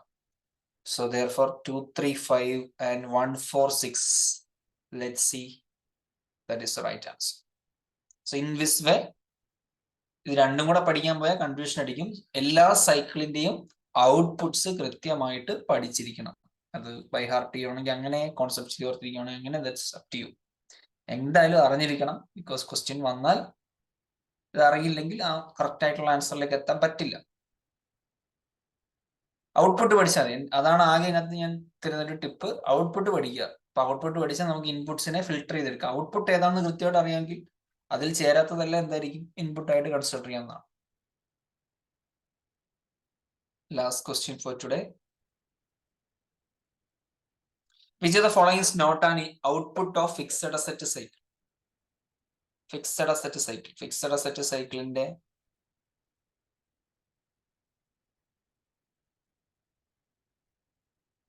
ഔട്ട്പുട്ട്സ് ഇതൊക്കെയാണ്. List of all fixed asset acquired during a particular period. ഒരു നിശ്ചിത കാലയളവിലേക്ക് നമ്മൾ വാങ്ങിച്ചിട്ടുള്ള എല്ലാ ഫിക്സഡ് അസറ്റിന്റെയും ലിസ്റ്റ് കിട്ടും, ഔട്ട്പുട്ടാണ്. അതുപോലെ ഓരോ അസറ്റിന്റെയും ഐഡന്റിഫിക്കേഷൻ നമ്പർ എവിടെയാണ്, ഓരോ അസറ്റിന്റെയും ലൊക്കേഷൻ എവിടെയാണ്, ഇങ്ങനെയുള്ള ഡേറ്റാസ് കിട്ടും. ഡിപ്രീസിയേഷൻ എക്സ്പെൻസ് എത്രയാണ്, അക്യുമുലേറ്റഡ് ഡിപ്രീസിയേഷൻ എത്രയുണ്ടെന്നുള്ളതിന്റെ ഡേറ്റ കിട്ടും. എന്തെങ്കിലും റിപ്പയർ മെയിൻ്റനൻസ് വന്നിട്ടുള്ളതിന്റെ റിപ്പോർട്ട് കിട്ടും. അതായത് നമ്മുടെ അസറ്റിന് എന്തെങ്കിലും പണി എന്തെങ്കിലും വന്നിട്ടുണ്ടെങ്കിൽ അതിന്റെ റിപ്പോർട്ട് കിട്ടും. ചില അസറ്റ് കാലാവധി കഴിഞ്ഞിട്ട് ഡിസ്പോസ് ചെയ്തിട്ടുണ്ടാവും, അതിന്റെ ഡേറ്റാസ് കിട്ടും. ഇതൊക്കെയാണ് ഫിക്സഡ് അസറ്റ് മാനേജ്മെന്റ് സിസ്റ്റത്തിന്റെ ഔട്ട്പുട്ട് സൈക്കിളിന്റെ ഔട്ട്പുട്ട് എന്ന് പറയുന്നത്. സോ ഈ കൂട്ടത്തിൽ ചേരാത്ത സാധനം അപ്പൊ ഒരെണ്ണം ഇൻപുട്ട് ആയിരിക്കും. നമ്മൾ ഒരു വർഷം വാങ്ങിച്ച അസറ്റിന്റെ മൊത്തം ലിസ്റ്റ് ഔട്ട്പുട്ട് ആണ്. ഡിപ്രീസിയേഷൻ രജിസ്റ്റർ ഔട്ട്പുട്ട് ആണ്. ഫിക്സഡ് അസറ്റ് രജിസ്റ്റർ ഔട്ട്പുട്ട് ആണ്. അങ്ങനെയാണെങ്കിൽ BCD ഔട്ട്പുട്ട് ആണെങ്കിൽ fixed asset change form and receiving report എന്നുള്ളത് ഇൻപുട്ട് ആയിരിക്കും. Then again, you have to study the outputs. Only if you study the outputs, you will be able to filter it and identify the inputs. Okay, fixed asset change forms and receiving reports are inputs to the fixed asset cycle, not outputs of it. അപ്പൊ അതൊന്നുകൂടെ ഇരുന്ന് പഠിക്കുക. ആ cycles എല്ലാം നന്നായിട്ട് ഇരുന്ന് പഠിക്കുക. അതിന്റെ ഔട്ട്പുട്ട്സും ഓരോ സൈക്കിൾസിന്റെ ഔട്ട്പുട്ട്സ് എന്താണെന്നുള്ളതും വ്യക്തമായിട്ട് പഠിച്ചിരിക്കും. Okay, that's it. നെക്സ്റ്റ് ക്ലാസ്സിലേക്കാണ് നമുക്ക് അടുത്ത ടോപ്പിക്കുമായിട്ട്. ചാപ്റ്റർ 4 ഉണ്ട് ഇനി. ഡേറ്റ അനലിറ്റിക്സിന്റെ ക്ലാസ്സും ക്വസ്റ്റ്യൻ പ്രാക്ടീസും നമുക്ക് ചെയ്യാം. Okay, thank you. എല്ലാവർക്കും ഹാപ്പി ന്യൂ ഇയർ അഡ്വാൻസ്.